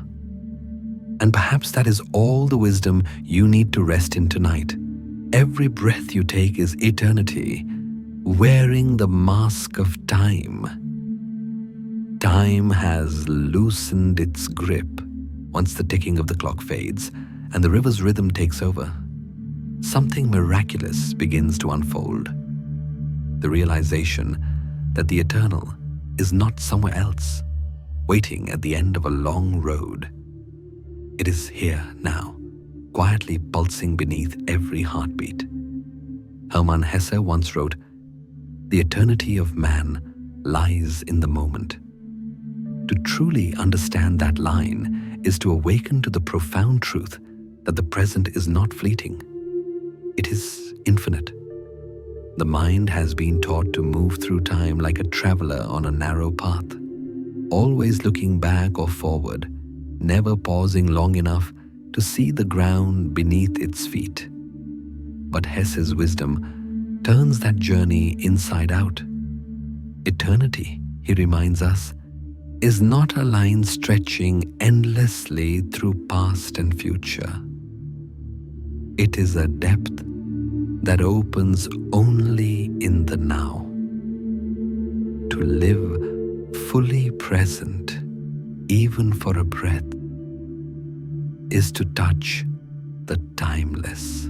The transition from the clock and the river to this truth feels natural, as though after listening long enough to the river's flow, you begin to hear the silence between its ripples. That silence is not absence, it is eternity, disguised as stillness. The same current that moves through time also holds it still. The moment, seen clearly, is both motion and rest, a perfect paradox that Hesse explored throughout his life. In Siddhartha, Hesse describes the instant of awakening as a sudden clarity, a dissolving of all boundaries. The protagonist sees the river and understands that all things, all lives, all experiences are happening together now. Birth, death, joy, grief, none of them are separate events. They are waves in the same ocean, rising and falling, yet never leaving the water. That is the eternal moment, not a fragment of time, but the whole of existence condensed into presence. To live this way is to become quiet enough to listen. Not with the ears, but with the soul. The mind asks, how long does this moment last? But the heart knows it lasts forever because it never truly ends. The past and future are thoughts, shadows of memory and imagination. The present is the only place life actually happens. Hesse's gift was his ability to make eternity intimate. He did not speak of it as something cosmic or unreachable, but as something you can feel in an instant of awareness.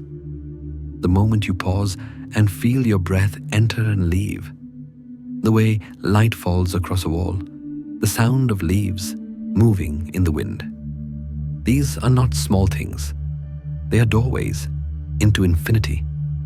The eternal moment is what remains when the noise of striving fades, when we stop measuring time by what we achieve and begin to experience it by how deeply we exist within it. Hesse reminds us that peace is not in escaping time, but in dissolving within it. The mind that tries to hold the moment makes it vanish. The heart that listens lets it expand. He wrote that to be truly alive is to stop watching the clock and start hearing the rhythm. The rhythm of what? Of life itself. That subtle pulse that connects you to everything that ever was and will be. The eternal does not announce itself with thunder. It arrives softly, in the quiet spaces between thoughts, in the gentle awareness that nothing is missing. In our modern world, eternity feels impossible. We live surrounded by motion, constantly pulled from one instant to the next. But Hesse's philosophy offers an antidote. To rest in awareness, even for a few breaths, is to step outside of time. The ticking continues, but you are no longer bound to it. You stand still while everything flows around you. And yet, somehow, you move with it too. This moment, right now, has never happened before, and it will never happen again. But it also never truly goes away. It becomes part of everything. The breath you take right now will move through the air, into the trees, into someone else's lungs one day. The thought you release will ripple through the unseen fabric of life. Every instant is an eternity because it holds all other instants within it. That is what Hesse meant when he said, "The eternity of man lies in the moment." It is not the body that is eternal, nor the mind, but the awareness that observes them both. That awareness, the watcher behind the thoughts, has no beginning or end. It was there before the first sunrise and will remain after the last. To glimpse it, even for a second, is to remember who you are beyond time.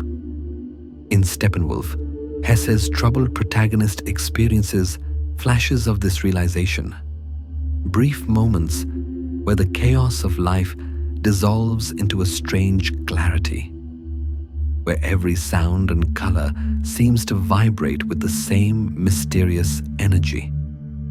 These are not hallucinations.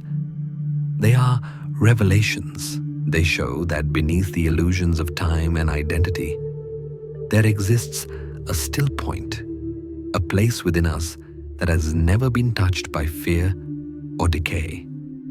To enter that stillness, you do not need to renounce the world or seek enlightenment. You only need to stop running from the present. The eternal moment is already here, quietly waiting for you to notice. It doesn't demand effort. It asks for attention. It does not require faith. It offers experience. Close your eyes for a moment. Listen, not to the words, but to the silence underneath them. Feel how time pauses when you become aware of it. The seconds stop counting. The body softens. The breath finds its rhythm. You are no longer in time. You are with time. The past and future melt, not because they are destroyed, but because they were never separate to begin with. This is the heart of Hesse's wisdom. The eternal is not something to reach, but something to remember. It is already flowing within you, just as the river carries every drop back to the sea. You were never apart from it. You only forgot how to feel it. He might say gently, past and future melt when you truly listen. Listening, in Hesse's philosophy, is not a passive act. It is sacred attention, the kind that turns ordinary life into meditation. It is how we rediscover the soul beneath the noise, the stillness beneath the storm. And so, as this reflection closes, imagine time softening around you. Imagine your thoughts settling like dust in sunlight. There is nowhere to go, nothing to do, no moment better than this one. The eternal is already here, in your breath, in your awareness, in the quiet that holds everything together. Let it be enough. Let it be forever. Because eternity was never waiting for you somewhere in the distance. It has been here all along, breathing softly in the moment you call now. The moment of stillness stretches. The eternal present, that quiet awareness Hesse spoke of, does not stay bound to daylight. It follows us gently into the night. As consciousness begins to fade, something tender happens. The mind lets go, and the illusion of time begins to dissolve. The ticking clock keeps moving, yet for the sleeper, hours vanish into a single breath. Hermann Hesse once wrote, "Time is not real, it is only the shadow of the mind." In sleep, that shadow finally lifts. There is a calm beauty in the idea that rest is a return to timelessness. During waking hours, we divide life into moments, seconds, plans, deadlines. But when the body sinks into sleep, those boundaries fall away. The mind no longer measures. The self no longer narrates. Awareness releases its grip, and we are carried quietly into something larger. A state beyond before and after, beyond counting and control. Hesse understood that sleep is more than recovery. It is a miniature death, a nightly surrender into the infinite. Just as the river merges into the sea, the self dissolves into a greater rhythm, one that continues breathing even as we forget to notice it. As you sleep, the universe keeps breathing for you.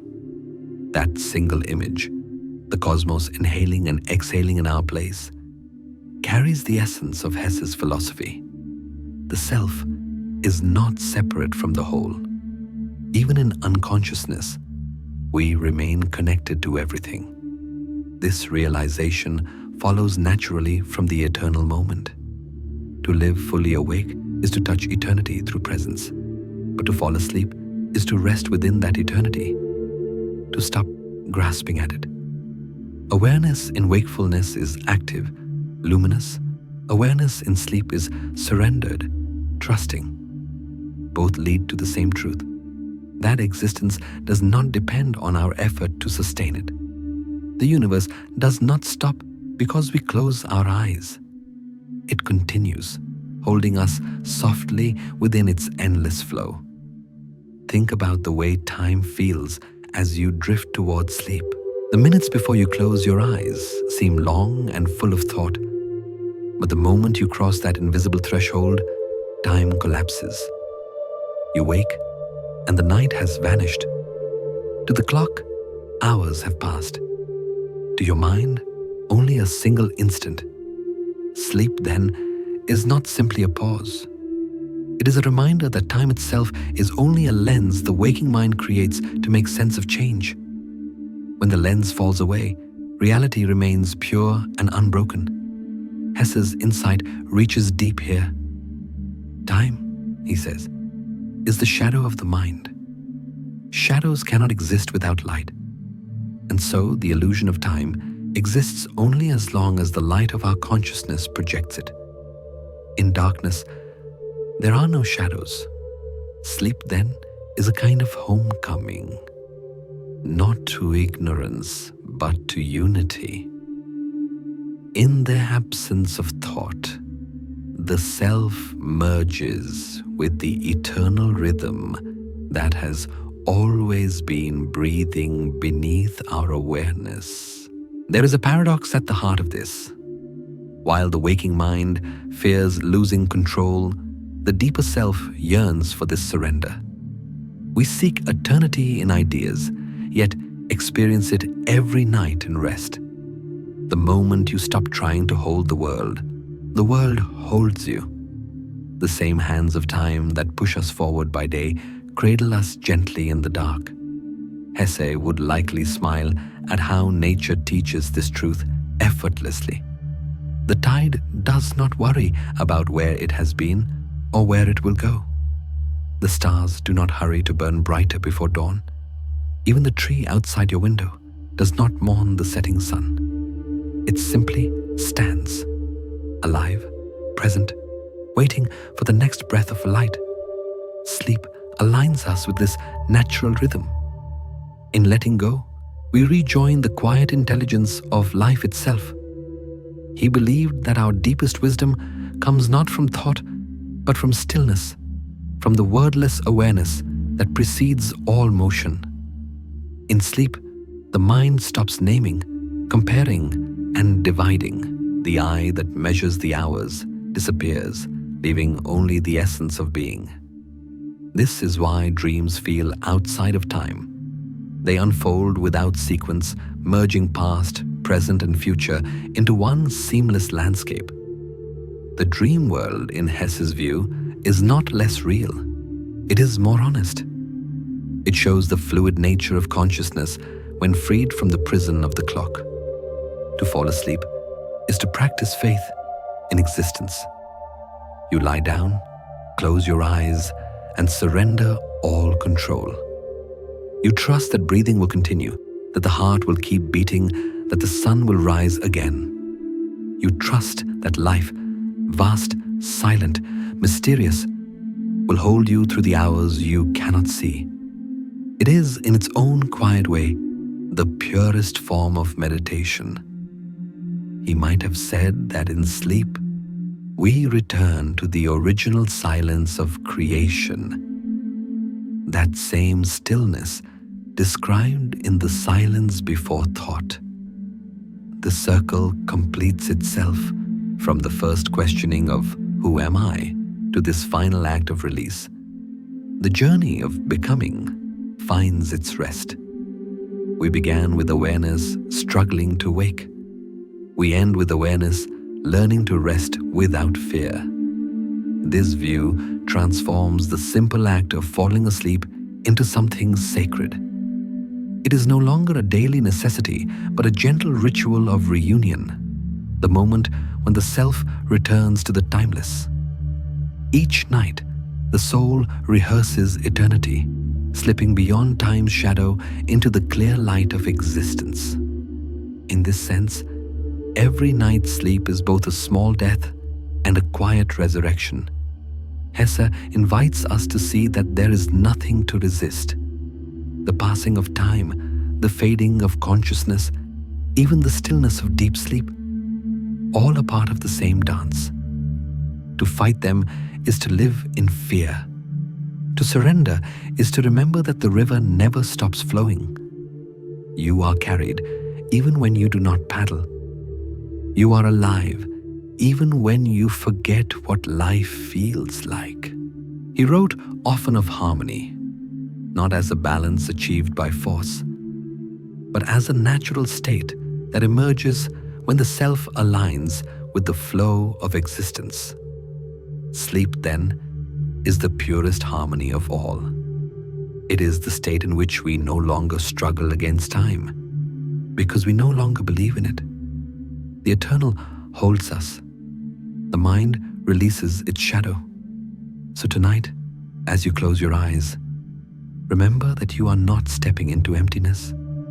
You are stepping back into the infinite field that has always held you. The same rhythm that beats in your heart moves through galaxies. The same breath that fills your lungs stirs the wind outside your window. Let yourself rest within that rhythm. Let time dissolve around you. Let thought fade into the quiet hum of eternity. As Hesse whispered through his timeless prose, as you sleep, the universe keeps breathing for you. And maybe that is the most comforting truth of all. That even in silence, even in stillness, even as you drift beyond awareness, life continues to sing through you. Tonight, you do not need to hold the world. The world is already holding you. Night fades, but the silence remains. The soul that drifted beyond time now returns, slow, soft, reborn. From that timeless sleep, something awakens. The awareness that even in solitude, you are never alone. Every dream you dreamed, every breath you took was part of a larger rhythm, one shared with countless others. Out of that realization, Hermann Hesse leads us gently into the next truth. We discover ourselves not in isolation, but through the reflection of others. He once wrote, "Every man is not only himself, he is also the unique, particular, and only event." Each human being, in Hesse's vision, is both an individual and a universe, a living event unfolding within the grand design of existence. No two souls are the same, yet every soul contains traces of all others. To look into another's eyes, he believed, is to see not a stranger, but a fragment of yourself reflected back. From sleeping within time, we learn that the self dissolves into the rhythm of life, that time, body, and ego fade into one breathing whole. But now, as we awaken into the light of day, we must face another realization. The I that wakes is not a closed circle. It is an open mirror, constantly shaped by every person it encounters. Hesse understood this paradox with deep compassion. We think we are defined by our thoughts, our actions, our choices. But much of who we are comes from the silent exchanges between souls. A glance, a kindness, a wound. These moments build us. The people we meet are not random visitors. They are mirrors polishing the surface of our being. Some reflect our beauty, others our flaws, but all reveal something essential, the contours of our hidden self.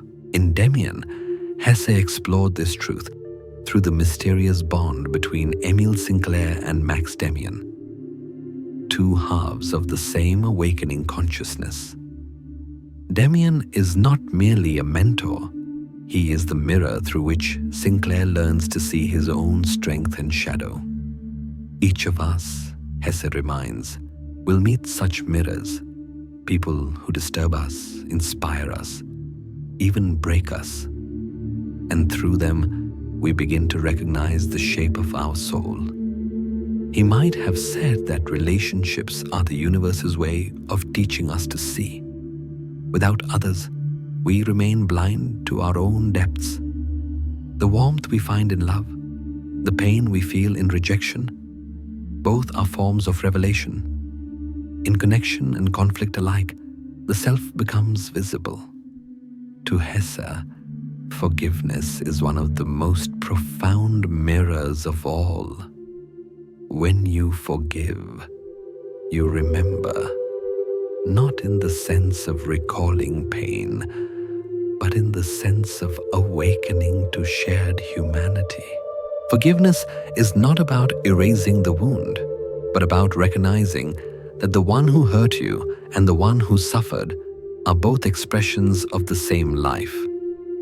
In that awareness, separation dissolves, the mirror clears. There is something deeply peaceful in that realization. It means that every encounter, even the painful ones, serves a purpose. The friend who abandoned you, the lover who misunderstood you, the stranger who smiled at you once and never again. Each of them is part of your becoming.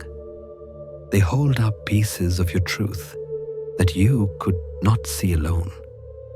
In Siddhartha, this lesson is mirrored in the way the protagonist meets and learns from others. The courtesan Kamala, the merchant Kamaswami, the ferryman Vasudeva. Each becomes a reflection of a different part of his journey: desire, ambition, wisdom. And yet, it is only through Vasudeva, who listens without judgment, that Siddhartha truly understands the unity of all beings. The ferryman becomes not a teacher, but a mirror, silent, still, reflecting the river that flows through them both. This mirror of others, Hesse suggests, is how we learn compassion, not through moral instruction, but through recognition. The moment you see yourself in another's joy or sorrow, empathy ceases to be a virtue. It becomes a natural response. You cannot hate what you understand to be yourself. You cannot harm what you feel as your own heartbeat. But to live this truth requires courage. It means accepting that the people who challenge us most often reflect the parts of ourselves we've denied. The impatience we see in another's face, the arrogance we judge, the fear we pity, all are mirrors of something we've buried within. To reject them is to reject ourselves. To embrace them is to begin healing. Hesse did not idealize this process. He knew how painful it can be to see oneself reflected in others. In Steppenwolf, Harry Haller looks into many mirrors, literal and symbolic, that show him his fragmented self. He is horrified at first, believing himself divided, monstrous. But as he learns to laugh at his own contradictions, the mirrors stop distorting. They begin to reveal a larger harmony, a self vast enough to contain both saint and sinner, lover and loner. That perhaps is the ultimate purpose of the mirror, not to flatter or condemn, but to integrate. Each reflection, kind or cruel, adds another thread to the tapestry of the soul. To see others clearly is to weave yourself more whole. Think of how this unfolds in your own life. The smile of a child softens your heart. A friend's betrayal teaches you boundaries. A stranger's kindness restores your faith. These are not coincidences. They are exchanges of energy, lessons written into the flow of existence. Each person you meet is a wave that touches your shore. reshaping it slightly before moving on. Hesse's world is one where individuality and unity coexist, not as opposites, but as mirrors of the same truth. We are both separate and inseparable. The light shines differently through each window, yet it is the same sun. The soul wears countless faces, but behind them all, one awareness looks out. And perhaps that is what forgiveness truly means. Not forgetting the past, but remembering that we share the same light. To forgive is to let go of the illusion of difference, to see the reflection for what it is, your own soul seen from another angle. As night falls again and the rhythm of breath slows, imagine the faces of everyone you have ever met, fleeting or lasting, gentle or harsh. Each one was a teacher. Each one helped you see. Some taught love, others pain, but all left traces of themselves within you, just as you left traces within them. Let that thought bring peace. You are not an isolated being moving through an empty world. You are a constellation of reflections, a living network of mirrored souls. Every connection, every heartbreak, every act of tenderness was the universe speaking to itself through you. So tonight, as you rest, let the mirrors fade into one. Let judgment fall away. Let only understanding remain. Because as Hesse once reminded us, every man is not only himself, he is also the unique, particular, and only event. And in seeing that, in forgiving, in remembering, we finally recognize what the mirrors have been showing all along. There was never me and you. There was only us, reflecting eternity in each other's eyes. The mirrors fade, yet the reflections remain.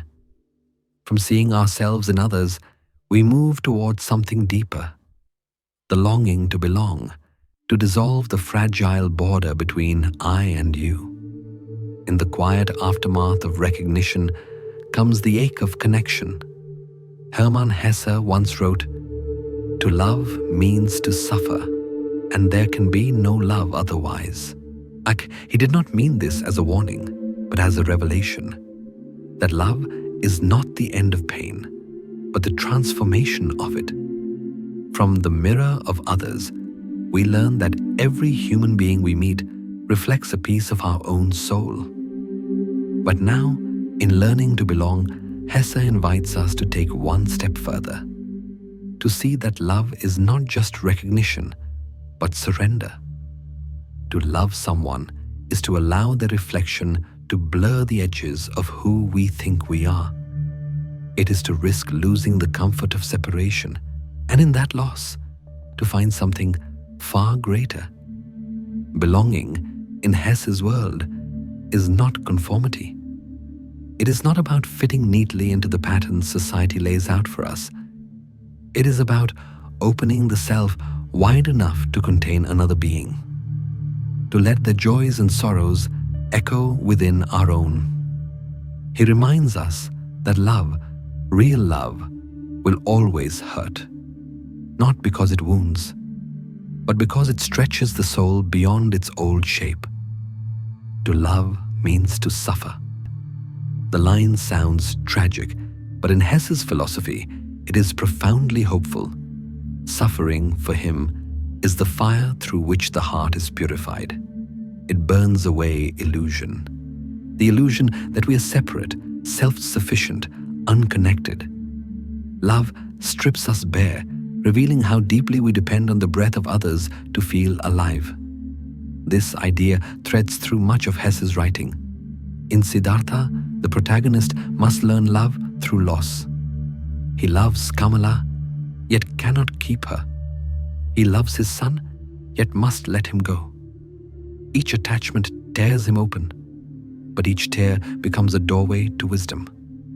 Only through the pain of losing what he loves does he finally understand that love itself is not possession.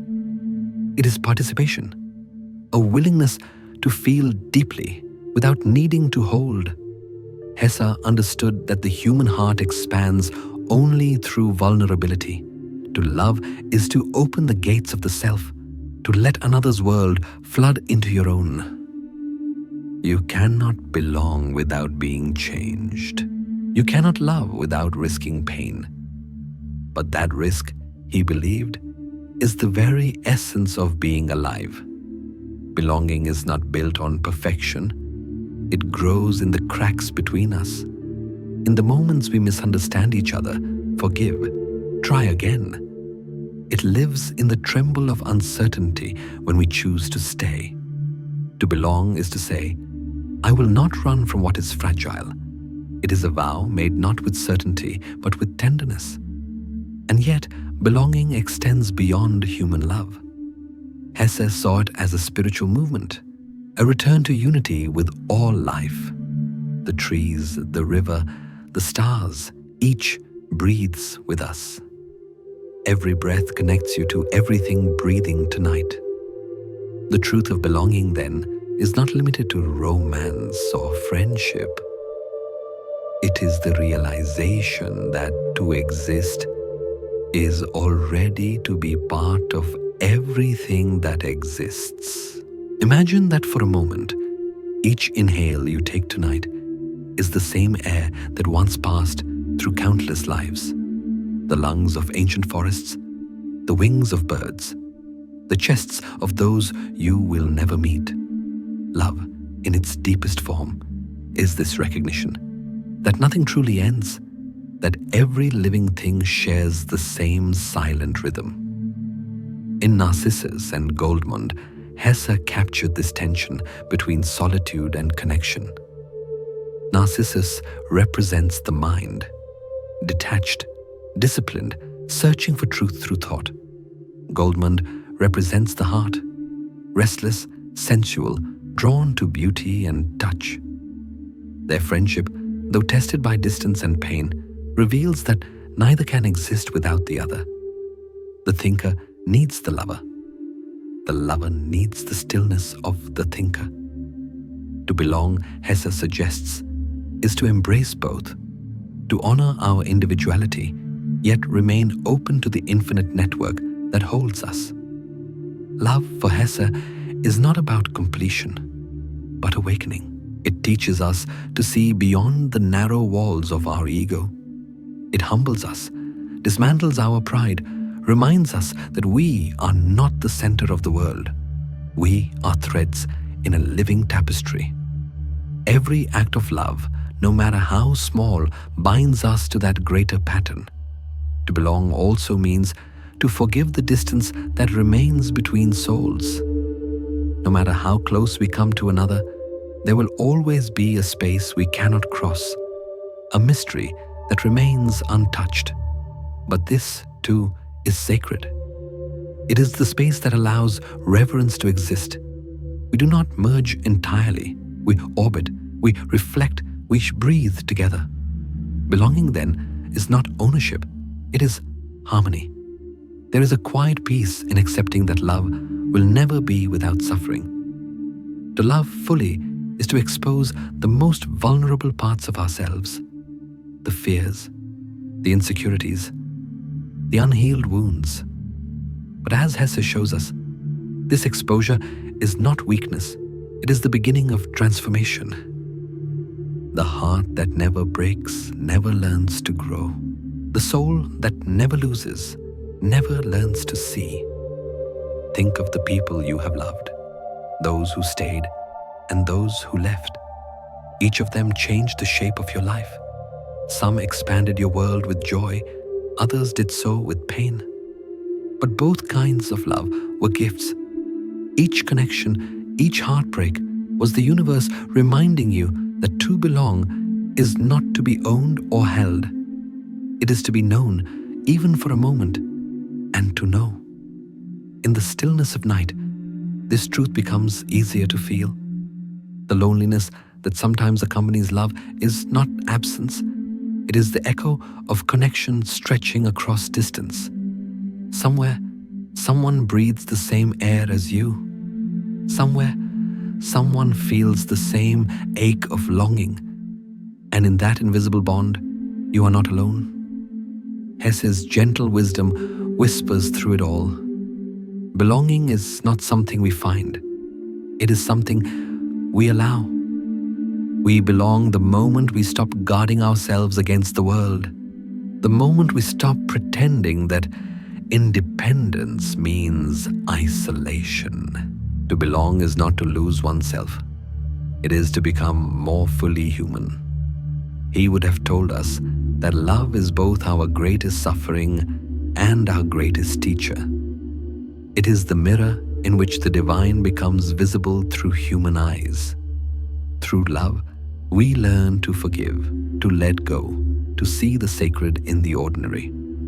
Through love, we remember that our lives are intertwined with all others, that our breath, our grief, our joy are part of the same pulse of being. So tonight, as you listen to the rhythm of your own breathing, remember this. It is not just your breath. It is the breath of the world moving through you. It connects you to every heart that beats, every leaf that trembles, every soul that dreams under this same vast sky. Let that connection soothe you. Let it remind you that to suffer for love is to live fully.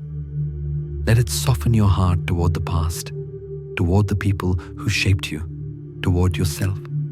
Because every breath connects you to everything breathing tonight. And in that gentle truth lies the peace Hesse spent a lifetime seeking. You already belong. The night grows softer now. The mirrors have shown us who we are, and love has taught us what it means to belong. But Hermann Hesse reminds us that belonging does not end with one heart meeting another. It continues outward, rippling through all existence. Every connection, every act of love expands the circle of our being. He wrote, "We are not many selves. We are one song sung differently." In that single truth lies the quiet essence of unity, that each of us is a unique note in the same eternal melody. From learning to belong, we understood love as the art of dissolving the walls of the self, a way of remembering that we are part of something larger. Now, in The Circle Expands, Hesse invites us to hear the music beneath that realization. The melody of humanity is vast, composed of joy and grief, beginnings and endings. Yet every life, no matter how small or brief, adds its tone to the harmony. It is easy, in the solitude of modern life, to feel like a separate being, to mistake isolation for individuality. But Hesse saw this as a passing illusion. Beneath the noise of everyday existence, a deeper rhythm connects us all. He believed that loneliness is not proof of separation, but a gentle reminder that we have forgotten our shared song. We do not need to create unity. We only need to remember it. Every act of compassion, every word spoken with kindness, every moment of true understanding adds another thread to the invisible web between souls. It is the same web that binds the stars to the sea, the breath to the wind, and the human heart to everything that has ever lived. In Hesse's vision, to exist is to participate in the great symphony of being. Even in silence, even in pain. He once wrote that the world is not divided into good and evil, light and dark. It is a single body, forever transforming. Just as a song needs both melody and pause, life needs both joy and sorrow to remain whole. We may think of ourselves as isolated notes, but the universe listens to the song as one. Imagine for a moment how this truth unfolds in your own life. The laughter of a child, the quiet words of an old friend, the sound of rain on a window. all of it becomes part of you. You carry them without knowing. And in turn, your smallest gestures, a smile to a stranger, a moment of patience, an act of forgiveness, travel farther than you will ever see. The circle expands because of you. Hesse's world is one of reflection, but also of resonance. To resonate is to vibrate in harmony with something else. It is to recognize that your inner life, your fears, your hopes, your longing are not yours alone. They belong to the collective heartbeat of humanity. The pain you feel tonight has been felt before, countless times. The joy that lights your chest has also warmed countless souls. You are not a solitary spark in the dark. You are part of the great fire that never goes out. He believed that to realize this is to awaken. Awakening for Hesse is not an escape from individuality, but a deepening of it. You do not vanish into the whole. You learn to sing in tune with it. Just as every voice in a choir holds its note while blending into something larger, every person contributes to the evolving harmony of existence. The more aware we become of this shared song, the more peaceful our lives grow.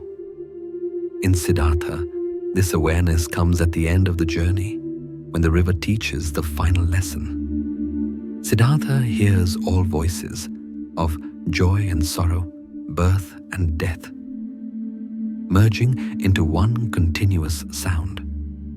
It is not chaotic, it is complete. The river does not silence difference, it gathers it. Hesse captures this moment as a revelation that the beauty of life lies not in perfection, but in coexistence. Each voice matters, not because it stands apart, but because it joins the chorus. To live in this understanding is to move through the world with gentle eyes. You begin to see yourself everywhere, in strangers, in nature, even in silence. You begin to sense that no encounter is random, no moment truly separate. Everything you touch leaves a ripple. Everything that touches you becomes part of your rhythm. This is the spiritual ecology Hesse envisioned, an ever-expanding circle of consciousness, fed by empathy and awareness. But he also warned that forgetting this truth is the root of suffering. The more we cling to our small identities, the more we lose sight of the greater harmony. The ego divides what was never divided. It creates borders in a boundless sky. Yet even this forgetting serves a purpose. It gives us the chance to rediscover connection through love, through art, through forgiveness. In rediscovering, the circle grows larger than before. Hesse's imagery often returns to sound, the song of life, the music of the soul. He saw existence as vibration, always moving, always resonating. To him, silence was not absence, but potential, the pause that allows the next note to be born. You are part of that rhythm even when you feel still. Every breath you take hums softly within the cosmic choir. In the end, you are not alone. You are the echo of everyone who ever loved. That line holds the essence of Hesse's compassion. You are not simply the sum of your experiences. You are also the memory of all tenderness that has ever existed. Every act of love, given or received, lives on in you.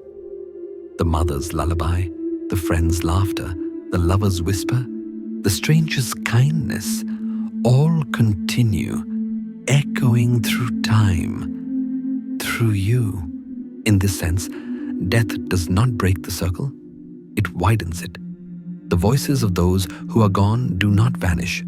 They merge with the music that carries us forward. Their love becomes the breath behind ours. The circle expands endlessly, never ending, never closing. Perhaps that is why Hesse's writing feels both melancholic and comforting. He never denied the ache of human life. He knew loneliness, loss, disillusionment, but he also knew that beneath all of it, there was a current of unity that nothing can destroy. To remember this, even for a moment, is to be healed. He once said that life is waiting for us to recognize ourselves within it. The recognition is simple. We were never meant to stand apart. Every being is a thread, every life a vibration. Together, we weave the eternal fabric of existence, shimmering, imperfect, alive. So tonight, as your breath slows and the world grows quiet, imagine this circle expanding through every face you've loved, every memory you've held, every life that ever touched yours. Feel the soft pulse of connection stretching across time, across distance, through every heart still beating under the same sky. Let this awareness comfort you. Let it remind you that you have never been separate, never been forgotten. You are not a note lost in the song. You are the song itself, sung in your own tone, carried by the breath of all who came before. And as Hesse's voice whispers through the silence of your mind, remember, we are not many selves. We are one song sung differently. You are part of that song. And somewhere, in the quiet between heartbeats, the whole universe is singing with you. Night hums softly, and the song we've been following, the song of the self, of love, of belonging, begins to quiet. The echoes fade into something gentler, something almost sacred. From the vast circle of connection we have just witnessed, Hermann Hesse leads us to a final truth, not of ending, but of resting. Every journey, every transformation, every breath eventually finds a moment of stillness, not as death, but as pause. As he once wrote, becoming never stops, it only rests. The path of the soul, for Hesse, is not a straight line, but a rhythm. Expansion and return, creation and dissolution, awakening and repose. Each phase of becoming gives way to another, but between them lies rest, the sacred silence that renews all movement. We often mistake this stillness for an ending, yet in his philosophy, nothing truly ends. Even the stars, which seem eternal, must one day cool and dim. But that too is only transformation, not disappearance. Their light continues, traveling endlessly across time. Their energy returns to the universe as warmth, as dust, as new beginnings. This is what Hesse meant by rest. To rest is to surrender to the natural rhythm of life, to recognize that stillness is not the absence of being, but its deepest expression. It is the breath between songs, the quiet between waves. It is the soul's way of preparing for the next unfolding. From the circle expands, we learn that we are part of one great song sung differently through every life. But even the most beautiful song must soften at some point, not to end, but to let the melody breathe. The same is true of the human spirit. It cannot sustain constant movement. To live, to love, to learn, all of it requires intervals of silence. Hesse saw rest not as retreat, but as harmony. Even stars sleep, he reminded us, and so should we. In Siddhartha, this truth emerges through the river, that eternal symbol of life's flow. The river never ceases, but it also never hurries. It pauses in still pools, swells in flood, narrows through stone, and widens again into calm. Each state is part of the same existence. In those moments, When it seems still, it is simply gathering itself. The same applies to the human heart. We need our quiet pools, the nights when we say nothing, do nothing, and allow life to carry us instead of fighting the current. Modern life, however, fears stillness. We are taught to keep moving, to keep achieving, to keep becoming something new. But Hesse's wisdom whispers the opposite. Becoming is not about endless striving. It is about rhythm, about knowing when to let go. To rest is not failure. It is the proof that you have lived deeply enough to need renewal. He understood that transformation is cyclical. No one can be in constant bloom. Even the most radiant flower closes at night. The soul, too, must retreat inward, digest its experiences, and allow meaning to ripen quietly beneath the surface. In that darkness, unseen growth happens. As Hesse wrote elsewhere, within us is everything. That includes the strength to pause. Think of how nature mirrors this truth. The tides recede before returning. The moon disappears before shining again. The heart breaks so it can open wider. Life itself breathes in and out, forward and back, endlessly becoming, endlessly resting. Hesse's insight is that peace does not come from escaping this cycle, but from trusting it. Perhaps that is why his stories, though filled with struggle, always end in quiet. Not triumph, not resolution, just quiet. The kind that feels like an exhale after a long journey, like sitting beside a river, listening to its soft, unending flow. His characters never reach a permanent peace because there is no such thing. They simply learn to rest inside the motion, to accept that they are both the wave and the stillness beneath it. In this sense, rest is a spiritual act. It is the soul's way of returning home after the long work of becoming. You rest not because everything is complete, but because everything is alive within you. All the versions of yourself that ever were, all the loves that shaped you, all the echoes that taught you how to listen. Rest is the integration of your journey. Becoming never stops, it only rests. The line carries both humility and grace. It suggests that growth is infinite, that even as you sleep, something within you continues to unfold. The heart doesn't stop beating, the universe doesn't stop breathing. Even in stillness, life moves. And that movement, slow, silent, invisible, is sacred.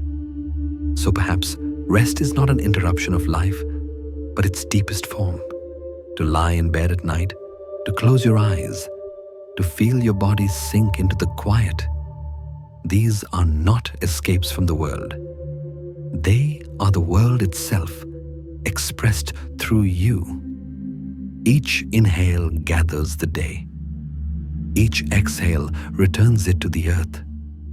Rest is communion. Hesse's philosophy is filled with this gentle paradox, that we move forward by letting go. That stillness is not stagnation, but renewal. His characters, from Demian to Siddhartha to Steppenwolf, all face the same lesson. You cannot become more until you learn to rest within what already is. There is comfort in this. It means that you do not have to force your evolution. You do not need to demand clarity or purpose every moment. You can stop, breathe, and trust that even silence is progress. The soul does not need constant noise to grow. It needs space to listen. In the soft rhythm of rest, life continues its quiet work. The mind unwinds. The body repairs. The spirit remembers its connection to all things. The boundaries between self and universe blur again until you realize There was never separation to begin with. The pulse that moves through you is the same that hums in the stars. And just as they rest in the darkness, so too can you. It is no accident that Hesse's imagery often ends in sleep, not as a metaphor for death, but as an invitation to peace. Sleep, for him, was the ultimate act of surrender, the nightly rehearsal of trust. To fall asleep is to admit that the world can turn without your control. It is to recognize that existence holds you, even in unconsciousness. It is to rest in the flow of becoming. So tonight, as your eyes grow heavy, remember his words. Becoming never stops. It only rests. Let that truth loosen the last tensions in your body. Let it remind you that everything you've done, everything you've felt, has been enough for now. The universe does not rush, and neither should you. Even the stars sleep, and in their rest, the light of tomorrow is quietly forming. Night has grown still. The rhythm of becoming has slowed into something vast and quiet. A silence not of absence, but of presence. From nothing ends, it only rests. We learn that even stillness is alive, that every pause carries the pulse of something eternal.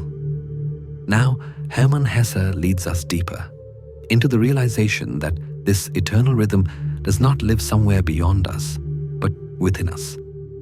He wrote simply, "Within us is everything." That sentence, like a whisper from the soul itself, carries an entire universe inside it. Hesse did not mean it as metaphor, but as revelation. Everything we seek, meaning, peace, light, already exists in the inner landscape of the human spirit. The outer world, with its stars and storms, its joys and sorrows, is only a mirror of that infinite interior.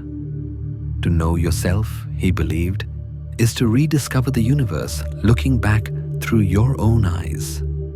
From the earliest pages of his writing, Hesse saw the human being not as a fragment of existence, but as its reflection, the microcosm of the whole. "You are not in the world," he might have said. "The world is in you." Every sound, every star, every movement of life finds its echo inside your consciousness. To look inward, then, is not to withdraw from reality. It is to enter it more completely. Think of the stars above you. Each one burns billions of miles away, and yet their light touches your eyes this very moment. The atoms that make up your body, carbon, oxygen, hydrogen, were born in the heart of such stars. You are not separate from the cosmos. You are its continuation. The same fire that lights the galaxies flickers quietly in your breath. Hesse's philosophy turns this cosmic truth into spiritual awakening. The outer world becomes a teacher, a reflection, an extension of our inner state. He believed that what we see out there depends on how we see in here. A peaceful mind perceives harmony. A restless mind projects chaos. The journey to understand life is therefore the same as the journey to understand oneself. There is no boundary between the two. In Siddhartha, this insight appears at the river's edge. The river, once an object of study, becomes a voice, speaking, singing, teaching. It says nothing new, yet it reveals everything. Siddhartha realizes that the flow of the river is the same as the flow within him, the current of desire, the pull of time, the rhythm of becoming. In that recognition, the division between inner and outer collapses. He listens and finds the universe speaking in his own heartbeat. This is the essence of Hesse's teaching, that the divine, the eternal, the infinite are not somewhere else. They reside in the folds of consciousness, in the spaces between thoughts, in the stillness behind emotion. Within us is everything. That means every joy you have ever known, every love you have ever felt, every truth you have ever glimpsed, all remain woven into the quiet architecture of your soul. You do not need to travel to the ends of the earth to find the sacred. You only need to listen inwardly, where eternity hums in the silence beneath your breath. Modern life teaches the opposite. It tells us to search for meaning, for fulfillment, for a place to belong. We chase these things as if they lie beyond our reach. But Hesse's wisdom suggests something simpler, that the act of seeking often hides what is already here. The moment you stop chasing the light, you notice it was never gone. Like the sun hidden behind clouds, your own inner radiance never truly disappears. It only waits for you to become still enough to see it. He once wrote, "You are only afraid if you are not in harmony with yourself." That fear, the sense of being lost, incomplete, unworthy, arises when we forget the universe within. We begin to believe that we are separate from life, that existence is something happening to us instead of through us. But the moment we remember that we are part of everything, that life moves through us as naturally as the wind through trees, fear softens into wonder. There is a kind of peace that comes from this awareness. It is not the peace of escape or control, but of alignment, of resting in the rhythm of what already is. When you breathe deeply and listen, you begin to sense that everything you experience, joy, pain, longing, belongs to a single flow. The stars, the rivers, the people you love, all are made of the same quiet substance, and you, too, are part of that. This idea is not only spiritual, but deeply human. To know that within us is everything means accepting the wholeness of our being, both the light and the shadow. It means embracing contradiction, imperfection, and change. The mind, like the universe, holds galaxies of thought and emotion. To reject any part of yourself is to dim a star in that sky. Hesse invites us instead to accept all of it, the fear, the doubt, the longing, as necessary elements of the greater design. Only through such acceptance do we return to our fullness. You might imagine this as standing in a vast cathedral of silence within yourself. Each thought is a flicker of light on the wall. Each emotion, a note in the distant choir. None of it needs to be silenced or controlled. It only needs to be seen and allowed to echo freely. In that seeing, something beautiful happens. The self expands beyond its boundaries. You begin to sense that you are not a single person living a single life. You are life itself, momentarily aware of its own reflection. Hesse's writings always return to this realization, that awakening is not the discovery of something new, but the remembrance of what has always been true. In Demian, he wrote that the way to self is the way to God. That is not a call to religion, but to presence, to seeing that the divine is not outside, but within.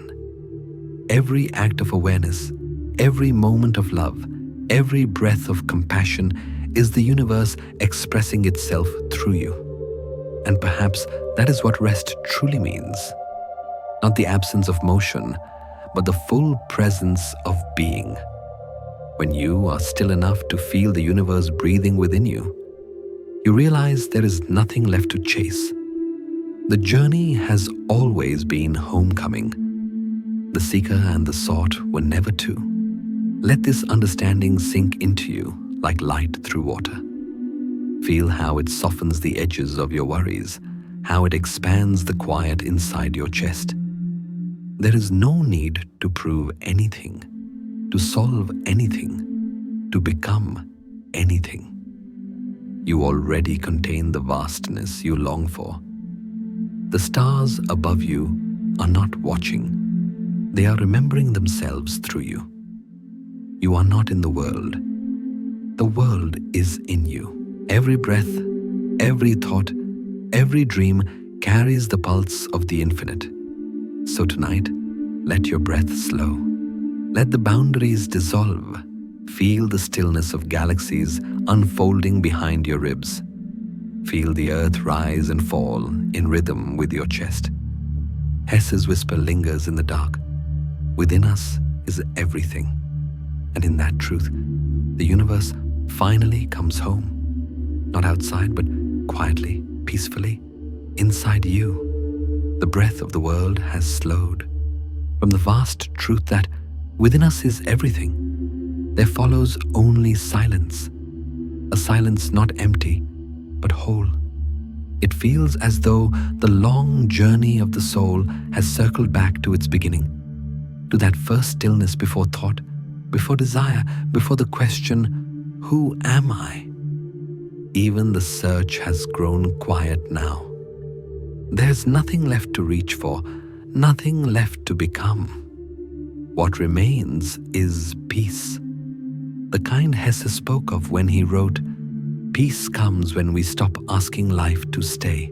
In that single line, he gives us his final offering, surrender. The acceptance that all things, joy, sorrow, love, loss, flow through us, never staying, never meant to.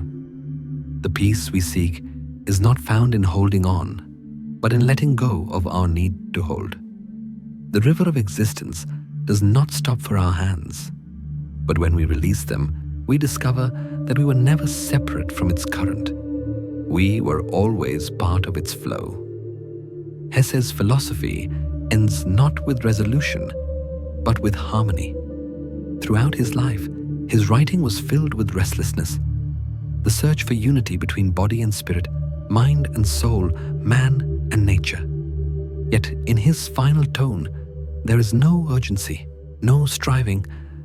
There is only stillness, a gentle recognition that life itself has been the teacher all along. The journey of becoming ends not in perfection, but in reconciliation. The self at peace with the self, the universe resting within itself. From the universe within you, we learn that everything, light, breath, thought, love, is already inside us. Now, in this last step, that knowledge deepens into experience. To truly rest, we must allow ourselves to dissolve into that wholeness, to sleep, not as an escape, but as a return to the rhythm of everything. Hesse's vision of rest is not passive. It is the most profound act of trust. To stop asking life to stay is to acknowledge that it was never ours to control. We are waves upon an infinite ocean, rising, falling, returning. Our brief existence is a shimmer on the surface of eternity, but even as we fade, we do not vanish. We return to the depth that gave us birth. To sleep, then, is not to disappear. It is to be gathered back into the great stillness from which we came. Imagine this: the stars above you slowly dim, not because their light has ended, but because they too are resting. Even the cosmos breathes, expanding, contracting, pulsing through cycles of birth and decay. Every atom, every planet, every consciousness participates in this rhythm of surrender. In Hesse's world, sleep is the soul's echo of the universe's own rest, the moment it folds itself inward, content to simply be. He would have said that peace is not something we must earn, but something that arrives the moment we stop resisting. the more we fight to hold on, to meaning, to success, to identity, the farther we drift from the quiet truth at the heart of existence. Hesse knew this intimately. His characters wrestled with longing, loneliness, the need to understand. But their redemption always came in stillness, in the soft acceptance that not every question needs an answer, and not every truth needs to be named. In Siddhartha, this final rest comes at the river once more. The river, eternal and unjudging, reflects the face of the world.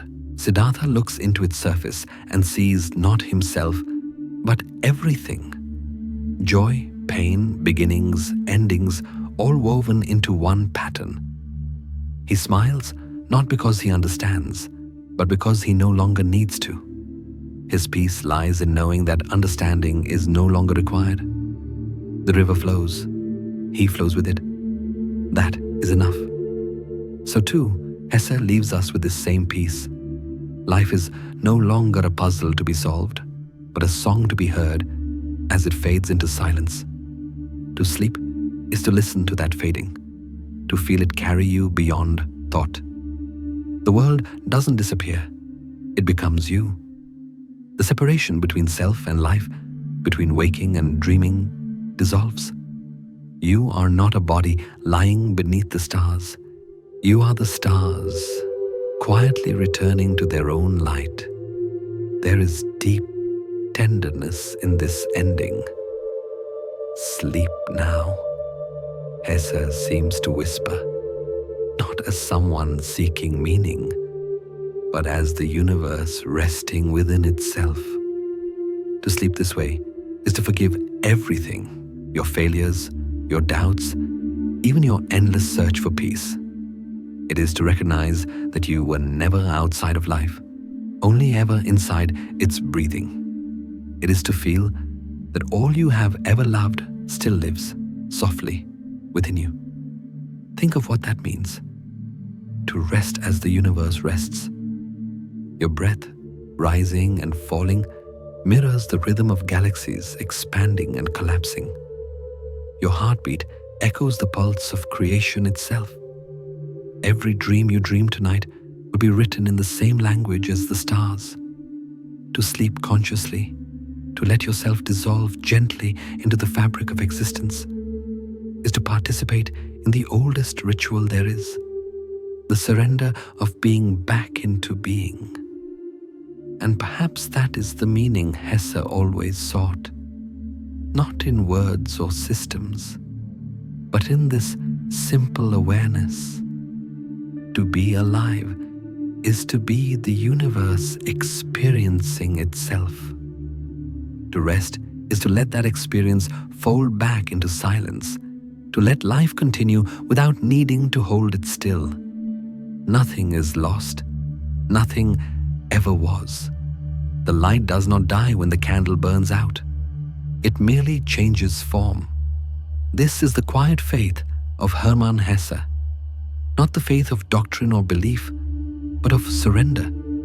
To rest in the flow of existence is to finally understand that everything is complete, even in imperfection.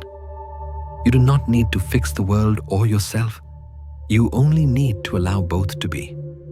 So, as this journey draws to a close, let the search itself rest. Let every question fall away. Let the mind soften, the breath deepen, the body melt into the dark like snow dissolving into water.